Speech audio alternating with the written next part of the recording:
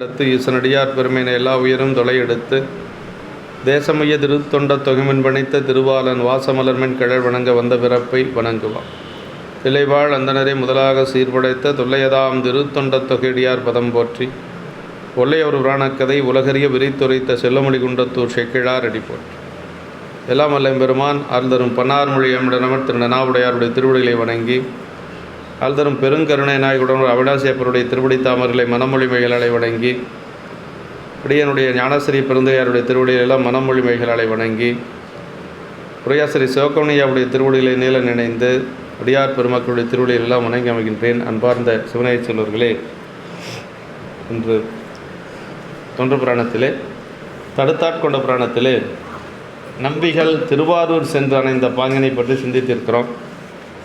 நம்பிகள் இறைவனுடைய திருவாக்கை இணங்க பெருமான் தில்லையம்பதியில் அவர் வழிபாடு செய்து கொண்டிருக்கின்ற பொழுது பண்ணை ஆரூரில் வருக நம்பால் என்று சொல்லி அருள் செய்ய இறைவனுடைய அந்த கட்டளை ஏற்றுக்கொண்டு அவர் ஆரூரை நோக்கி வருகின்ற பொழுது அங்கிருந்து அடியார் பெருமக்களிடத்தில் இறைவன் வந்து ஆரூரை நாம் அழைக்க வாரான் என்றான். அவனை எதிர்கொண்டு அலையுங்கள் என்று சொல்லி இறைவன்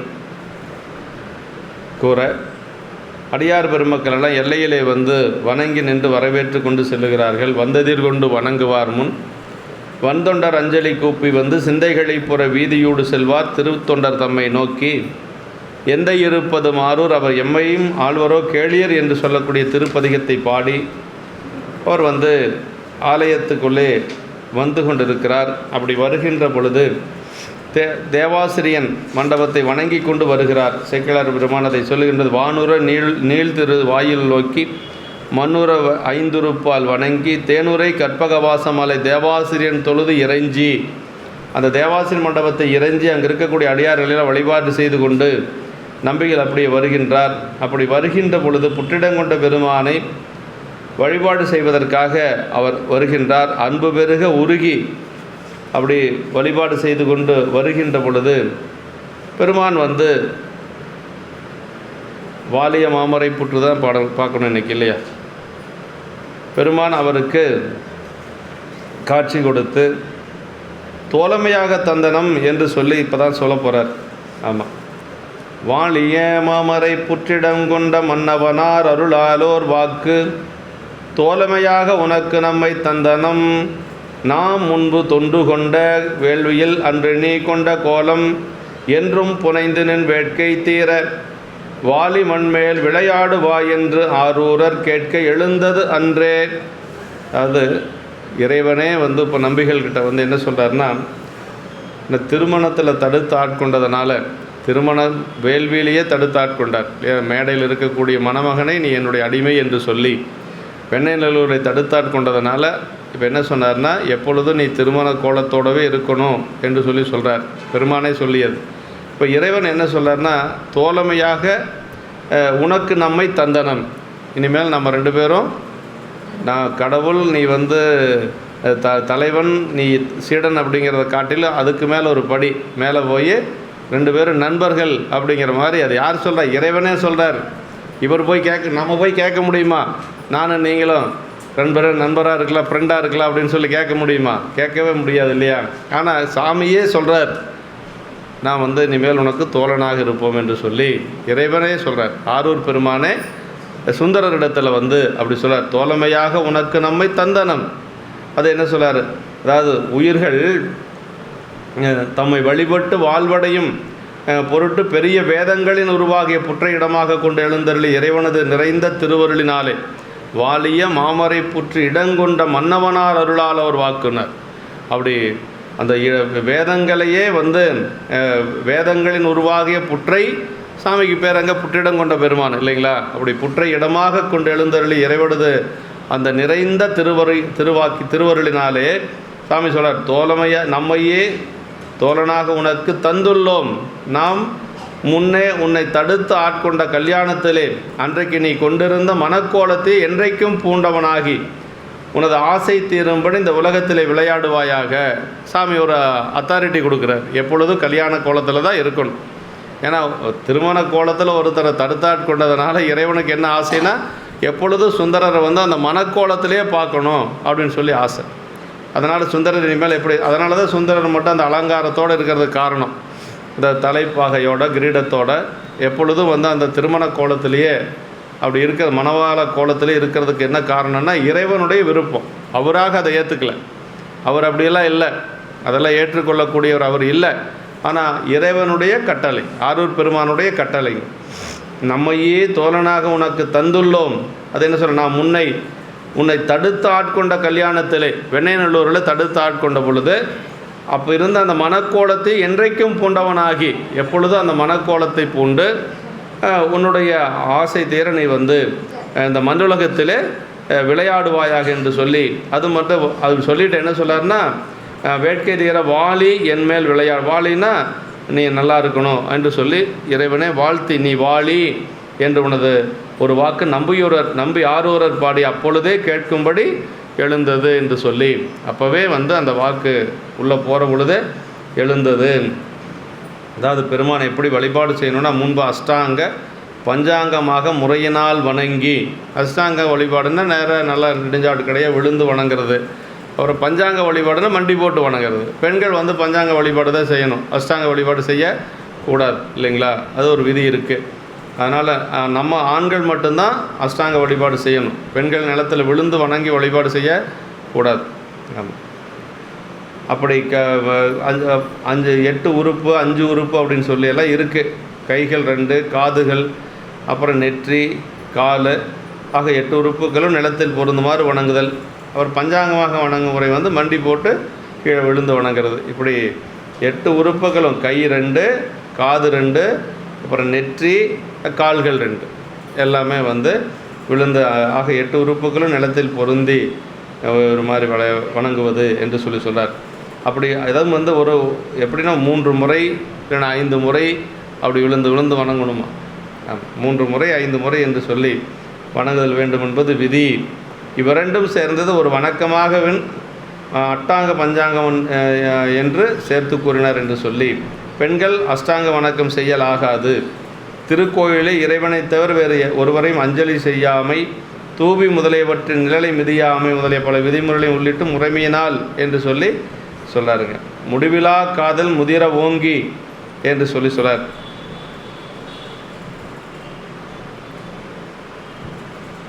இவ்வாறே பிரேமை, நண்பு, வாத்சல்யம் முதலியன என்று சொல்கிறார். ஆன்மாக்கள் எல்லாம், அதாவது நம்ம வழிபாட்டு முறை எப்படி அப்படின்னா, அதாவது நாயகன் நாயகி பாவனை தான். இறைவன் ஒருவன் தான் நாயகன், மற்ற எல்லாருமே ஆண்கள் பெண்கள் எல்லாருமே நாயகிகள் தான். நம்ம எல்லோரும் பெண்கள் தான். ஆமாம், அதாவது இறைவன் மட்டும்தான் ஆணாக வைத்து வழிபாடு செய்வது. அப்படி தான் நம்ம சைவத்தோட முறை. ஆன்மாக்கள் எல்லாம் நாயகிகளாகவும் இறைவன் அவர்களது நாயகனாகவும் உள்ள பாவனை முதிர்ந்தது. ஆயினும் நாயகன் சேவடி எய்த பெற்ற இன்பம் என்று நாயகன் எனும் பெயரால் கூறினார் என்று சொல்கிறார். நாயகன் சேவடி தைவரும் சிந்தையும் அப்பர் சாமியினுடைய புராணத்தில் வருது. தூய வெந்நீர் துதைந்த பொன்மேனையும் தாழ்வடமும் நாயகன் சேவடி தைவரும் சிந்தையும். அப்படின்னா ஒரு மனைவி கணவனுடைய திருவடியை மனசில் வச்சுக்கிற மாதிரி நாவுக்கரசு பெருமான் இறைவனுடைய திருவடியை மனசில் வச்சுக்குவாரான். அதான் நாயகன் நாயகி பாவனை அப்படின்னு சொல்கிறது. அப்படி நாயகன் என்பதற்கு இயங்குபவன் ஞான நாயகன் என்று சொல்றார். நன்புலனாகிய 5 ஒன்று கண்டு கேட்டு உண்டு உயிர்த்து அறியும் 5 புலனும் ஒன்றொடி கண்ணே உலை என்று சொல்லி கூறுவது போல் 5 புலனும் ஒன்றி வழிபாடு செய்யணும் என்று சொல்கிறார். 5 புலன்களால் அனுபவிக்கக்கூடிய இன்பம் வேறு, இறைவனுடைய இன்பம் வேறுங்க. நன்புலனாகிய 5 என்று சொல்லி அப்படி பெருமானை எப்படி வழிபாடு செய்தனா, மாறி நின்று என்னை மயக்கிடும் வஞ்சப்புலனைந்தன் வழியடைத்து அப்படின்னு சொல்லி பெருமானை வழிபாடு செய்கின்ற போது புலன்கள் அடைத்து பெருமானை வந்து திருவருளால் வழிபாடு செய்யணும் என்று சொல்கிறாருங்க. 5 புலன்களே உலக வழி செல்லும் பொழுது தீமையும், இறைவன் வழி செல்லும்போது நன்மையும் பயப்பன என்று சொல்கிறார். நம்முடைய சுந்தரமூர்த்தி சாமிகள் பேரூர் வருகின்ற பொழுது அவர் பெற்ற இன்பத்தை சேக்கிழார் பெருமான் நமக்கு சொல்லுகின்ற பொழுது 5 புலன்களில் அடங்கா இன்பம் அப்படின்னு சொல்லுவார். அப்போ 5 புலன்கள் அடங்கக்கூடிய இன்பம் நம்ம உலகியல் இன்பங்கள். அதுக்கு மேலே ஒரு இன்பம் பெருமானுடைய திருவருள் இன்பம் அப்படிங்கிறது ஐம்புலன்களுக்கு மேலே இருக்கக்கூடிய. அப்போ நம்பிகள் சுந்தரமூர்த்தி சாமிகள் வந்து மேலை சிதம்பரம் என்று சொல்லக்கூடிய பேரூர் வழிபாடு செய்கின்ற பொழுது அவர் பெற்ற இன்பத்தை எப்படி சொல்கிறார்னா, சேக்கிழார் பெருமான் ஐம்புலன்களில் அடங்கா இன்பம் என்று சொல்லுவார். ஆமாம், மாதிரி அந்த புலன்கள் எல்லாம் நமக்கு அடங்கி இருந்தால் தான் பெருமானை வழிபாடு செய்ய முடியுங்க. ஐம்புலன்களார வந்தனை ஆட்கொண்டுள்ளே புகுந்த வச்சே மாலமுத பெருங்கடலே மலையே உன்னை என்று சொல்லி திருவாசகத்தில் வரும். இன்ப வெள்ளம் ஏனைய சிற்றின்பம் போல் அல்லாது இன்பத்திலே கரை காண முடியாத பெருமையுடையத்தலால் வெள்ளம் என்று சொல்லி சொல்கிறார்கள். நம்முடைய அர்ச்சுனன் எப்படி வழிபாடு செய்தான் அப்படிங்கிறத நமக்கு ஞானசம்பந்த பெருமான் கோளிலி தேவாரத்தில் சொல்கிறார். நம்மெல்லாம் சிவபூஜை பண்ணுறோம், எப்படி பண்ணுறோம் நமக்கு தெரிஞ்ச அளவுக்கு நம்ம பண்ணுறோம், அவ்வளோதான். ஆனால் அர்ச்சுனன் எப்படி பண்ணாங்கிறத ஞானசம்பந்த பெருமான் கோளிலி தேவாரத்தில் பாடியிருக்கிறார். வஞ்ச மன தஞ்சொடிக்கு வைகழுநற் பூசணையால் நஞ்சமுது செய்தருளும் நம்பி எனவே நினையும் பஞ்சவரில் பார்த்தனுக்கு பாசுபதம் இந்துகந்தான் கொஞ்சிகிளி மஞ்சனவும் கோலிலியம் பெருமானேன்னு. அர்ஜுனனுக்கு வந்து பாசுபதம் சாமி கொடுத்தாரு. ஆனால் கொடுத்தாருன்னா அவன் எப்படி வழிபாடு செய்தான்? காமிய வழிபாடு தான். ஒரு பொருள் வேண்டி செய்கிறதுக்கு பேர் காமிய வழிபாடு தான். இருந்தாலும் கூட அந்த காமிய வழிபாட்டை அர்ஜுனன் எப்படி செய்தான் அப்படின்னா, வஞ்ச மனத்து அஞ்சொடிக்கு 5 புலன்களை அடக்கி மனசு அப்படியே அவ்வளவு தூய்மையாக பெருமான வழிபாடு செஞ்சார். அது எப்படி வழிபாடு செஞ்சான்னா, அது சொல்கிறார் பாரு, வைகழுநற் பூசணையால். வைகழுன்னா இடையராது பெருமானை வழிபாடு செய்யணும், கொஞ்சம் கூட விடாது தொடர்ந்து வழிபாடு செய்யணும். அப்படி வழிபாடு செஞ்சதனால அவனுக்கு இறைவன் வந்து பாசுபதத்தை கொடுத்தார் என்று சொல்லி, பாசுபதம் கொடுத்தது வந்து திருவேட்களம் என்று சொல்லக்கூடிய பதி. அங்கே இருக்கக்கூடிய பெருமானுக்கு பேரே பாசுபதேஸ்வரர்னு பேருங்க. எங்கள் அண்ணாமலை பல்கலைக்கழக வளாகத்தில் இருக்கக்கூடிய சிதம்பரத்திலேருந்து ஒரு 2 கிலோமீட்டர் அங்கே இருக்கக்கூடிய இது திருவேட்களம்னு பேர். அங்கே தான் ஞானசம்பந்த பெருமான் தங்குறார். ஞானசம்பந்த பெருமான் தில்லையம்பதியில் தங்கிறதில்ல, கூத்த பெருமான் இருக்கக்கூடிய அந்த பதியில் தங்கி மலசலங்கள் கழிக்கிறதுக்கு அவருக்கு மனசு வரல. அங்கேருந்து வெளியில் போய் திருவேட்களத்தில் தான் தங்குறார். திருவேட்களத்தில் ஞானசம்பந்த பெருமான் பாடியிருக்கிறார், நாவுக்கரசு பெருமான் பாடியிருக்கிறார். இப்படி அது அருமையான ஒரு பதி. அங்கே தான் பாசுபதம் கொடுத்ததாக நமக்கு ஒரு வரலாறு. இப்படி அது இன்ப வெள்ளம் அப்படின்னு சொல்லி சொல்கிறார். இன்ப வெள்ளம்னா ஏனைய சிற்றின்பம் போல் அல்லாது இன்பத்திலே கரை காண முடியாத பெருமையுடைத்தாதலால் வெள்ளம் என்று சொல்லி சொல்கிறார். இன்ப வெள்ளம் அந்த கரணங்களுக்கும் ஆன்மபோதத்துக்கும் எட்டாதவை ஒருமைப்பாடு பெற்ற வழி என்று சொல்லி நமக்கு சொல்கிறார். அப்போ இந்த பாடலில் வந்து தோழமையாக உனக்கு நம்மை தந்தனம் என்று சொல்லி இறைவனே சுந்தரருக்கு தோழரானது இங்கே தான், திருவாரூரில் தான். அதே மாதிரி சேரமான் பெருமான் நாயனார் தோழராக கிடைச்சதும் திருவாரூரில் தான்.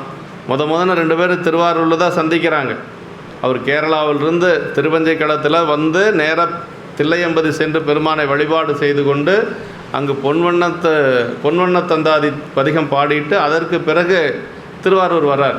திருவாரூர் வந்து இவரை சந்திக்கிற பொழுது தான் அங்கே இருக்கக்கூடிய அடியார்கள் எல்லாரும் சேரமான் தோழர் அப்படின்னு சொல்லி சுந்தரரை எல்லோரும் வாழ்த்துறாங்க. இப்போ இறைவனுக்கும் தோழர், அரசருக்கும் தோழர். இப்போ ராஜாவும் சுந்தரருக்கு தோழராக இருக்கிறாரு, இறைவனும் தோழராக இருக்கிறார். 2 பேர்த்துக்கும் தோழர் அப்படின்னு சொல்லி சொல்லுவாங்க. தோழமையாக உனக்கு நம்மை தந்தனம் என்று சொல்லி சொல்கிறார். வாளி அப்படின்னா வாழும் பொருட்டு, வாலிய மாமரை புற்றிடங்கொண்ட மன்னவனார் அருளாலே. வாலி என்று சொல்லுவது வாழும் பொருட்டு என்று சொல்லி, உயிர்கள் வாழ என்று சொல்லி, அதை இறைவனே வாழ்த்துறார் இல்லையா? வாழ்க வாலிய என்று சொல்லி நம்பி யாரூரை வாழ்த்தியவார் என்றும் சொல்கிறாருங்க. மாமரை புற்று அப்படின்னா வேதங்களாகிய புற்று. அங்கே திருவாரூரில் வந்து புற்றிடங்கொண்ட பெருமானாக இருக்கக்கூடியது வேதங்களே அங்கே மறைப்புற்று அப்படின்னு சொல்லி சொல்லலாம். வேதங்களே அங்கே புற்றாக இருக்கிறது என்று சொல்லி சொல்லலாம். வேதங்களாகிய புற்று இறைவன் வேதங்களில் குடியிருந்து அருள்வன் என்பது கருத்து என்று சொல்கிறார். புற்றிடங்கள் உள்ளிருக்கும் பொருளை மறைத்து பொதிந்து மேல் மூடியிருப்பது என்று சொல்லி சொல்லார்கள்.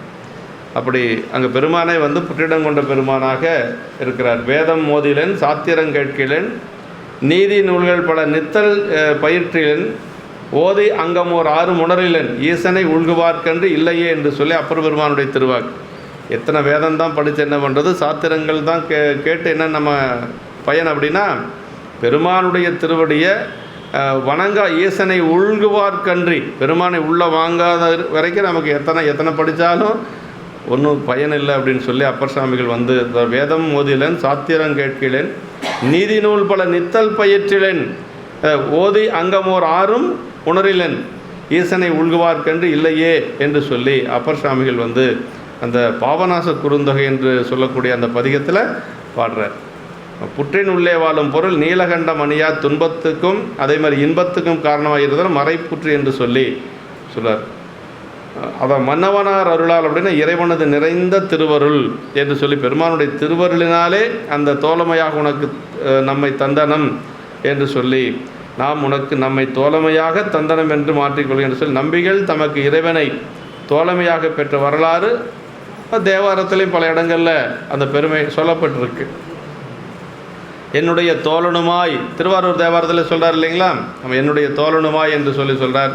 தன்னை தோழமை அருளி தொண்டனேன் செய்து துரிசுகள் பலவும் பொறுத்த நாதனை என்று சொல்லி நம்பிகள் வந்து சொல்கிறாருங்க. ஏழிசையாய் இசைப்பயனாய் என்னுடைய தோழனுமாய் பதிகத்தில். அப்போ நம்பிகளும் வந்து பெருமானை வந்து தோழனாக ஏற்றதை வந்து தேவாரத்தில் பல இடங்களில் சொல்லப்பட்டிருக்கு. நம்பிகள் வந்து தோழமை நெறிய விளக்க வந்தவர் என்பதும் நமக்கு சொல்லுவாங்க இல்லையா. தாச மார்க்கம், அதே மாதிரி அடிமை தாச மார்க்கம், சத்புத்திர மார்க்கம் என்று சொல்லக்கூடிய மகமை மார்க்கம். ஞானசம்பந்த பெருமான் மகன் இல்லையா. ஏன் மகன் அப்படின்னா அவர் உமையம்மனுடைய திருமுலைப்பால் உண்டதனால மகன். ஈசர் மிளலை இறைவர் வாழ் தேசமுய்ய திருமுலைப்பால் உண்டவர்தாம் திருமா மகனாராதலினால் வாசியுடன் காசு பெற்றார்.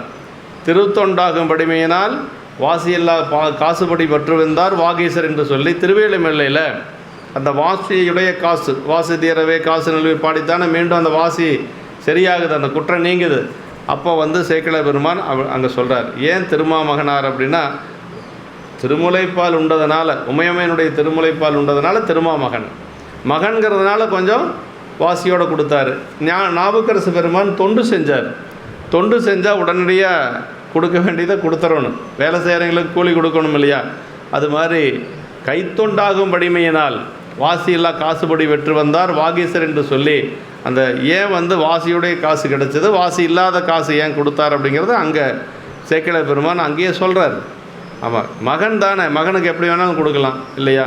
ஆனால் நாவுக்கரசு பெருமான் அடிமை மார்க்கம். அடிமைக்கு வந்து எப்படி இருக்கணும், கொடுக்க வேண்டியது அந்த நேரத்துக்கு கொடுத்துடணும். அப்புறம் சுந்தரர் வந்து தோழமை மார்க்கம், அது வேறு. ஆமாம், அதான் ஒன்று மகமை மார்க்கம், இன்னொன்று அடிமை மார்க்கம், இன்னொன்று தோழமை மார்க்கம். 3 பேரும் 3. அவர் சன்மார்க்கம்னு சொல்லுவாங்க. நம்முடைய மணிவாசகர் அவரும் அடிமை தான். சன்மார்க்கம்ங்கிறதும் பெருமானுக்கு அடிமை தான். இப்படி வந்து அந்த இடத்துல சொல்ல தோழமையாக தந்தனம் அவன் அருளாலே அவன்தால் வணங்கி என்றும் தந்தது உன் தன்னை கொண்டது என் தன்னை சங்கர ஆர்களோ சதுரர்னு வாதபுரடிகள் பாடுறாரு இல்லைங்களா. இப்போ சாமி நம்மக்கிட்ட சாமி வந்ததுனால நமக்கு ஒரு மகிழ்ச்சி. நம்ம அவர்கிட்ட போனதுனால அவருக்கு என்ன லாபம்? ஒன்றும் கிடையாது இல்லைங்களா. அவர் அப்படியே தான் இருக்க போகிறார். ஆனால் பெருமான் நமக்குள்ளே வந்தால் நமக்கு ஒரு மகிழ்ச்சி கிடைக்கும். தந்தது உன் தன்னை கொண்டது என் தன்னை சங்கர ஆர்கோலோ சதுரர் அப்படின்னா அந்தம் ஒன்றெல்லாம் ஆனந்தம் பெற்றேன்கிறார்.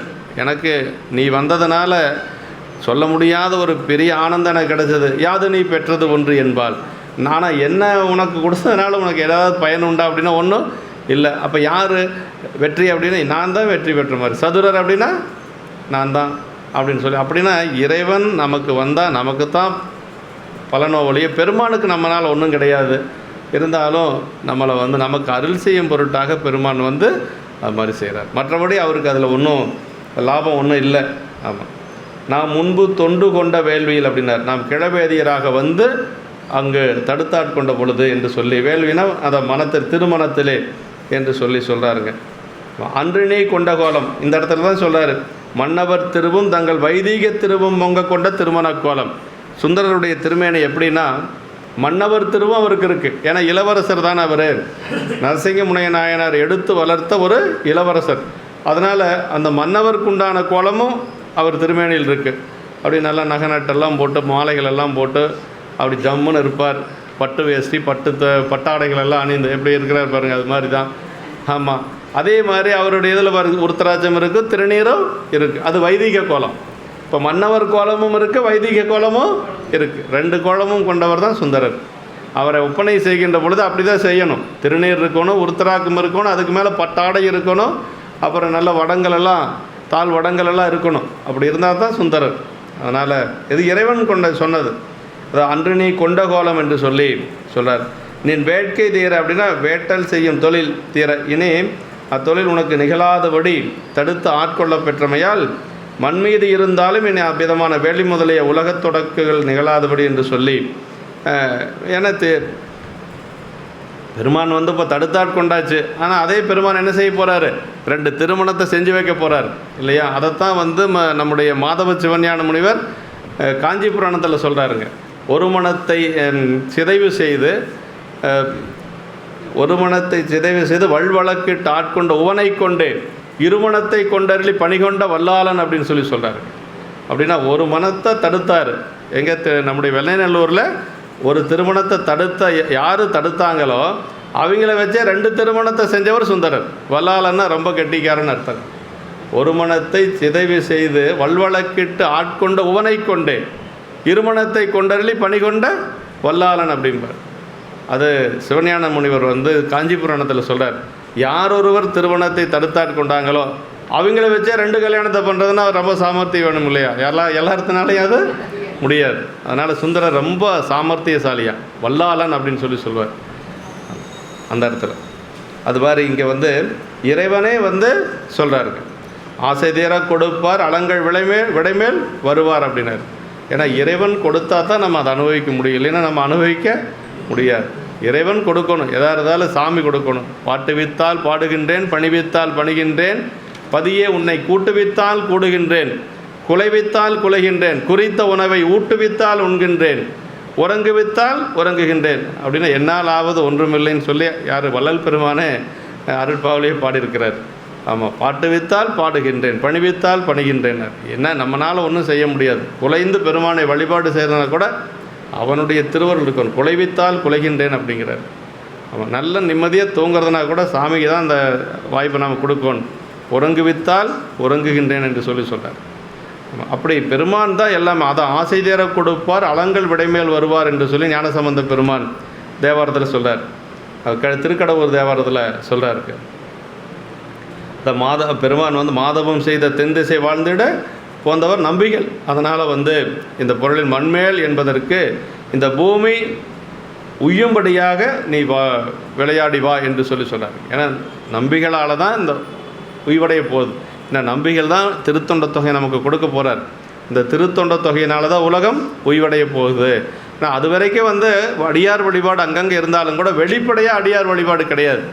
இந்த திருத்தொண்ட தொகைக்கு பிறகு தான் அந்த அடியார் வழிபாடு என்பதை சைவத்தில் ரொம்ப ஒரு உரைப்பாக கொண்டு வந்தது. அதுக்கு பிறகு தான் ஞாழமுய்ய நாமுய்ய நம்பி சைவ நெறியின் சீலமுய்ய திருத்தொண்ட தொகை முன்பாடன்னு விரல்மண்ட நாயனார் மன்னத்தில் சொல்கிறாரு. ஞாழமுய்ய அப்படின்னா உலகம் உய்யும்படியாக, உலகத்தில் இருக்கக்கூடிய நாமெல்லாம் உய்யும்படியாக திருத்தொண்ட தொகை பாடியது சுந்தரர். ஞாழமுய்ய நாமுய்ய நம்பி சைவ நெறியின் சீலமுய்ய செழுமறைகள் ஓலமிடமும் உணர்வர் யார்தாம் அடியாருடன் நாம் உளது என்றால் ஆழம் அமுது செய்த பிறான் அடியார் பெருமை அறிந்தார் யார் அப்படின்னு கேட்குறார். அப்படின்னா விரல்மண்ட நாயனாருடைய புராணத்தில் தான் இது வருது. சுந்தரன் இப்போ சுந்தரர் வணங்காத போகிறாருன்னு சொல்லி அவர் நினச்சிக்கிறார் விரல்மண்ட நாயனார். அப்படி போல் அவர் வணங்கி நேரில் போய் வணங்குறதுக்கு தகுதியிலேன்னு ஒதுங்கி போகிறார். நான் அது என்ன நினச்சிக்கிறாருன்னா, அவர் வணங்காத போகிறான் சுந்தரன், அதனால் சுந்தரன் வணங்காத போன சுந்தரனும் பிறகு சுந்தரனை ஆட்கொண்ட சிவபெருமானே பிறகு அப்படின்னு சொல்லி கொஞ்சம் கோபப்பட்டு அவர் பிறகுன்னு சொல்லி சொல்கிற பொழுது சாமி சொன்னாராம், ஏப்பா நான் அடியாரோடு தான் இருக்கிறேன், என்னை போய் நீ பிறகுன்னு சொல்கிறையேன்னு ஆரூர் பெருமான் சொன்னார்னு சேக்கிழ பெருமான் சொல்கிறாருங்க. அடியாருடன் நாம் உளது என்றால் ஆழம் அமுது செய்த பிறான் அடியார் பெருமை அறிந்தார் யார் அப்படின்னு. வேறு எந்த சமயத்திலையாவது சமயத்தினுடைய தலைவராக இருக்கக்கூடிய பெருமானையே யாராவது பிறகுன்னு சொல்ல முடியுமானா சைவத்தில் தான் சொல்ல முடியும். சைவத்தில் தான் சொல்லியிருக்கிறார் விரல்மண்ட நாயனார். அவருக்கு பெருமான் முக்தி கொடுத்தார் இல்லையா? அவர் அப்படி சொன்னதுனால நமக்கு என்ன கிடைச்சதுன்னா திருத்தொண்ட தொகை கிடைச்சது. இல்லைன்னா நமக்கு திருத்தொண்ட தொகை கிடைக்குமானா கிடைக்கும். ஆனால் அது அவரோட அந்த மாதிரி ஒரு உரைப்பாக அவர் இருந்தார். அதில் அடியார் வழிபாட்டில் அவ்வளோ உரைப்பாக இருந்தார். அதுதான் பெரிய சிறப்பு. இப்படி நம்பிகள் இந்த உலகத்தை உய்வடைய செய்யும் பொருட்டாக தான் தேசமுய்ய திருத்தொண்ட தொகைமன் பணித்த திருவாளன் அப்படின்னார். தேசமுய்ய திருத்தொண்ட தொகை முன்பணித்த திருவாளன் அப்படின்னார் சேக்கிழார் பெருமான் சொல்கிறார். அப்படி பூசனைக்கு பொருந்துமிடம் பலவற்றிலும் சென்று போற்றி வாழ்ந்து உலகத்தை வாழச் செய்வதனாலே தம்முடைய ஆசை முற்ற பெற அப்படின்னு சொல்கிறார். எங்கெங்கெல்லாம் சென்று பாடணுமோ அங்கங்கெல்லாம் சென்று சுந்தரர் 38,000 பதிகம் பாடியிருக்கிறார். ஆனால் நமக்கு கிடைச்சது வெறும் 100 பதிகம் தான் கிடைச்சது. 38,000 பதிகம் பாடியிருக்கார். சொல்லுவாங்க சுந்தரர் பாடியது அவ்வளவு பாடியிருக்கிறார். இப்படி விளையாடுதெல்லாம் மண்ணில் பிறப்பு தீமை என்று துன்பமுறாமல் இன்பம் உணர்ந்து என்று சொல்லி சொல்கிறார். இவ்வாறு வேட்கை தேர் என்பதற்கு திரு கைலை நந்தவனத்தில் கொண்ட ஆசையாகிய காதல் தீரும்படி என்று பொருளரைப்பார் முலர். அதற்கு மண்மேல் விளையாடுதல் அவசியமின்மையாலும் இங்கு புற்றிடம் கொண்டார் வாக்கின்றிய திருக்கையிலை ஆணை என்படி அவை நிகழ்வன ஆதலானும் நம்பிகள் உலக வாழ்வுற்று அந்த ஆசை தீர விளையாடுதல் பொருள் அண்மையானும் பிறவாற்றனும் இந்த பொருந்தாமை உணர்க என்று சொல்லி, அதாவது ஒரு சிலர் ஒரு மாதிரி பொருள் எழுதுவாங்க. சிவக்கோணை உரை சொல்லுகின்ற பொழுது வேட்கை தீருங்கிறதுனால திருமலையில் அந்த 2 பெண்களை பார்த்ததுனால அந்த வேட்கை தீரும் பொருட்டுன்னு சொல்லி பொருளாக சொல்லுவாங்க. அப்படி இல்லை, அந்த மாதிரி அந்த வேட்கையெல்லாம் அவருக்கு இல்லை. அங்கே நடந்ததே இப்போ அவருக்கு தெரியாது, என்ன நடந்ததுன்னு தெரியாது. அதே திருவருளால் தான் எல்லாமே சாமி தான் கொண்டு போகிறார். அதனால் அது பொருள் அல்ல அப்படின்னு சொல்லி சொல்கிறார். அதற்கு பிறகு இது சாமியினுடைய திருவாக்கு வந்தவுடனே அதை கேட்டு நம்பிகளுடைய மனநிலையை சொல்கிறார். இதில் கேட்க விரும்பி வன் தொண்டர் என்றும் கேடிலாதானை இறைஞ்சி நின்றே ஆட்கொள வந்த மறையவனே ஆரூர் அமர்ந்த அருமனையே வாட்கயல் கொண்ட கண்மங்கை வங்காம் மற்ற உன் பெரிய கருணை அன்றே நாட்கமழப் பதம் தந்தது இன்று நாயினேனை பொருளாக என்றார். அதாவது பெருமானுடைய கருணையை நினைந்து ரொம்ப உருகி பெருமானிடத்தில் கேட்குறார். திருவாக்கு கேட்டாலும் நம்பிகள் எக்காலத்தும் அழிவில்லாதவராக புற்றிடம் கொண்டாரை மிக்க விருப்பத்துடன் வணங்கி நின்று, அதாவது கேடில்லாதானை அப்படின்னா எந்த காலத்திலும் அழிவில்லாதவன் பெருங்கேடிலியப்பர். நம்ம சாமி பேர் இல்லைங்களா, அப்படின்னா என்றைக்கு அழிவில்லாத பெருமான் பெருங்கேடிலியப்பர் அப்படின்னு சொல்லி சொல்கிறார். அப்படி என்றைக்கு அழிவில்லாத அந்த புற்றிடம் கொண்டாரை மிக்க விருப்பத்துடன் வணங்கி நின்று சாமிகிட்ட விண்ணப்பம் வைக்கிறார். ஆரூர் அமர்ந்த அருமனையே அந்த உலகுக்கு ஆளாவதை தடுத்து உனக்கு ஆளாக கொள்ளும்படி வந்தருளிய மறையவனே. விட்டிருந்த என்ன, அந்த சடங்கு விஸ்வாசருடைய மகளை திருமணம் செய்து கொண்டு அப்படியே போயிருப்பார் இல்லையா. ஏன்னா விட்டிருந்தா வெண்ணைநல்லூரில் அவர் தடுக்காமல் சாமி விட்டிருந்தா அப்படியே திருமணம் செய்து கொண்டு அப்படியே போயிருப்பார். மீண்டும் நமக்கு அவர் இந்த மாதிரியெல்லாம் வருமா அப்படிங்கிறது நமக்கு தெரியாது. தடுத்தாட்கொண்ட புராணத்தில் தடுத்தாட்கொண்டதே அந்த இடம்தான். அது நம்முடைய திருத்துறையூரில் சேக்கிழார் பெருமான் சொல்கிற பொழுது அது தடுத்தாட்கொண்டது ஒரு துறை, அவனறியில் செல்லாமல் தடுத்தாட்கொண்டது ஒரு துறை. அதே மாதிரி தவநெறி கொடுத்தது ஒரு துறை. தவநெறி அப்படிங்கிறது சாத்திர ஞானம், அதான் அந்த தத்துவ அறிவு அப்படின்னு சொல்கிறோம் இல்லைங்களா. அது எங்கே கிடைச்சது? துறையூரில் கிடைச்சது. அது துறையூரில் சேக்கிழார் பெருமான் சொல்லார். சிவனுரையும் திருத்துறையூர் சென்றடைந்து அவனறியில் செல்லாமை தடுத்தாண்டாய் அடியேற்கு தவநெறி தந்தரில் என்று பவனெறிக்கு விளக்காகும் திருப்பதிகம் பாடினார் அப்படின்னு சொல்கிறார். அப்படின்னா அவனறியில் செல்லாமல் தடுத்தது வெண்ணைநல்லூர், தவநெறி கொடுத்தது திருத்துறையூர் தவத்துறை. 2 துறை. துறைன்னா என்ன தெரியுங்களா, கரையேறக்கூடிய இடம்னு அர்த்தம். ஆற்றுல தண்ணி துணி துவைக்கிற துறை, குளிக்கிற துறைன்னு சொல்லுவோம் இல்லையா. துறைன்னா கரையேறக்கூடிய இடம். அப்போ தடுத்தாட்கொண்டது அவனறியில் செல்லாமல் தடுத்தாட்கொண்டது ஒரு துறை திருவெண்ணைநல்லூர் அருட்துறை, அதுக்கு பேர் அருட்துறைங்க. அதே மாதிரி தவநெறி கொடுத்தது துறையூரில் இருக்கக்கூடிய தவத்துறை. இப்போ 2 துறை அவருக்கு. அப்போ அது எதுக்காக அப்படின்னா நம்மெல்லாம் உய்வடைய வேண்டும் என்பதற்காக நமக்கு திருத்தொண்ட தொகை கொடுத்து இந்த உலகத்தை நெறிப்படுத்தும் பொருட்டாக இறைவன் அதைய சாமிகிட்ட சுந்தரர்கிட்ட அப்படி செய்கிறார். அதுதான் சொல்கிறாருங்க இங்கே. அன்று உலகுக்கு ஆளாவதை தடுத்து உனக்கு ஆளாக கொள்ளும்படி வந்தருளிய மறையவனே அப்படின்னார். இங்கே சொல்கிறார் பாருங்க. கேடில்லாதனா இறைஞ்சி நின்று ஆட்கொள்ள வந்த மறையவனே, உலகத்துக்கு ஆளாக போயிருப்பேன் நான், அப்படி இருக்கக்கூடிய என்னை தடுத்து உனக்கு ஆளாக வைத்து கொண்ட பெருமானே என்று சொல்லி இந்த இடத்துல சொல்கிறார். ஆட்கொள்ள வந்த மறையவனே அப்படின்னார். அப்புறம் ஆரூர் அமர்ந்த அருமனையே அப்படின்னார். பெருமானை திருவாரூரில் விரும்பி எழுந்தருளி அரிய மணி போல்பவரே. ஆனால் அப்படின்னா இங்கே புற்றிடம் கொண்ட புற்றில் என்ன இருக்கும்? புற்றிலும் பாம்பு தான் இருக்கும். பாம்புனா என்ன? பாம்புக்கிட்ட இருக்கக்கூடிய ஒரு மணி இல்லையா, மாணிக்க மணி. அதனால் புற்றில் இருக்கக்கூடிய அருமணியே, அந்த புற்றில் இருக்கக்கூடிய பாம்பு தான் புற்றில் இருக்கும், ஆனால் நீங்கள் இருக்கிறீங்க எப்படி இருக்கிறீங்க அப்படின்னா மணி போல் இருக்கிறீங்க அப்படின்னு சொல்லுவார். அதாவது ஒரு ஓமை சொல்வார் சேக்கிழார் பெருமான் சண்டீஸ்வர நாயனார் புராணத்தில், நல்லா இருக்கும் அந்த இடம். அதாவது எச்சதத்தனை பற்றி சொல்லுகின்ற பொழுது, எச்சதத்தன் எப்படின்னா, எச்சதத்தனை ஒரு அரபுக்கு ஓமையாக சொல்வார். சண்டீஸ்வர நாயனாருடைய அப்பா எச்சதத்தன். எச்சதத்தனுக்கு ஒரு ஓமை சொல்வார். எப்படி சொல்வார்னா அரபுக்கு ஓமையாக சொல்வார். பாம்புக்கு எப்படி ஓமை சொன்னார் அப்படின்னா, பாம்பு வந்து நஞ்சுடையது இல்லையா, எச்சதத்தனுடைய குணத்துக்கு பாம்புனுடைய நஞ்சு ஓமை. பாம்பு வந்து மணியை உமிழக்கூடியது இல்லையா, மணி மாணிக்க மணியை உமிழக்கூடியது. அது எதுக்கு உதாரணம்னா சண்டீஸ்வர நாயனாரை பெற்றது. ஒரே ஓமை, நன்மைக்கும் அதே தான், தீமைக்கும் அதே தான். அவருடைய குணத்துக்கு அரபு அந்த நல்ல ஒரு பிள்ளையை ஈன்றெடுத்தது, சண்டீஸ்வர நாயனார் போல் ஒரு பிள்ளையை ஈன்றெடுத்தது அந்த மணிக்கு உதாரணம். இதே மாதிரி தான் நிறைய உதாரணங்கள் வந்து பார்த்திங்கன்னா ரொம்ப நல்லா இருக்கும். முத்தநாதனை பற்றி சொல்லுகின்ற பொழுது மெய்ப்பொருள் நாயனாருடைய புராணத்தில் மைபொதி விளக்கை என்ன மனத்தினுள் கருப்பு வைத்து அப்படிம்பார். ஒரே ஓமை, மைபொதி விளக்கை என்ன மனத்தினுள் கருப்பு வைத்தும்பார். அப்படின்னா அவனுடைய மனசுக்கு ஓமை, ஒரு விளக்கு தான் ஓமை சொல்கிறார். அதில் ஒரு விளக்கு, அந்த விளக்கினுடைய ஒளி வந்து திருநீற்றுக்கு ஓமை, அவன் பூசியிருக்கக்கூடிய திருநீற்றுக்கு ஓமை அந்த விளக்கினுடைய ஒளி. அந்த திரி இருக்குது பாருங்கள், அந்த திரி வந்து எப்படி இருக்கும், நீல நிறத்தில் கருப்பாக தானே இருக்கும். அவன் மனசுக்கு ஓமை வந்து அந்த திரி. இது மாதிரி ஓமை சொல்கிறது ரொம்ப கஷ்டம். ஆனால் சேக்கிழார் பெருமான் நிறைய இடங்கள் அப்படி சொல்லிட்டு போவார். ஆமாம், அதுதான் தெய்வ கவிநலம் அப்படின்னு சொல்கிறது.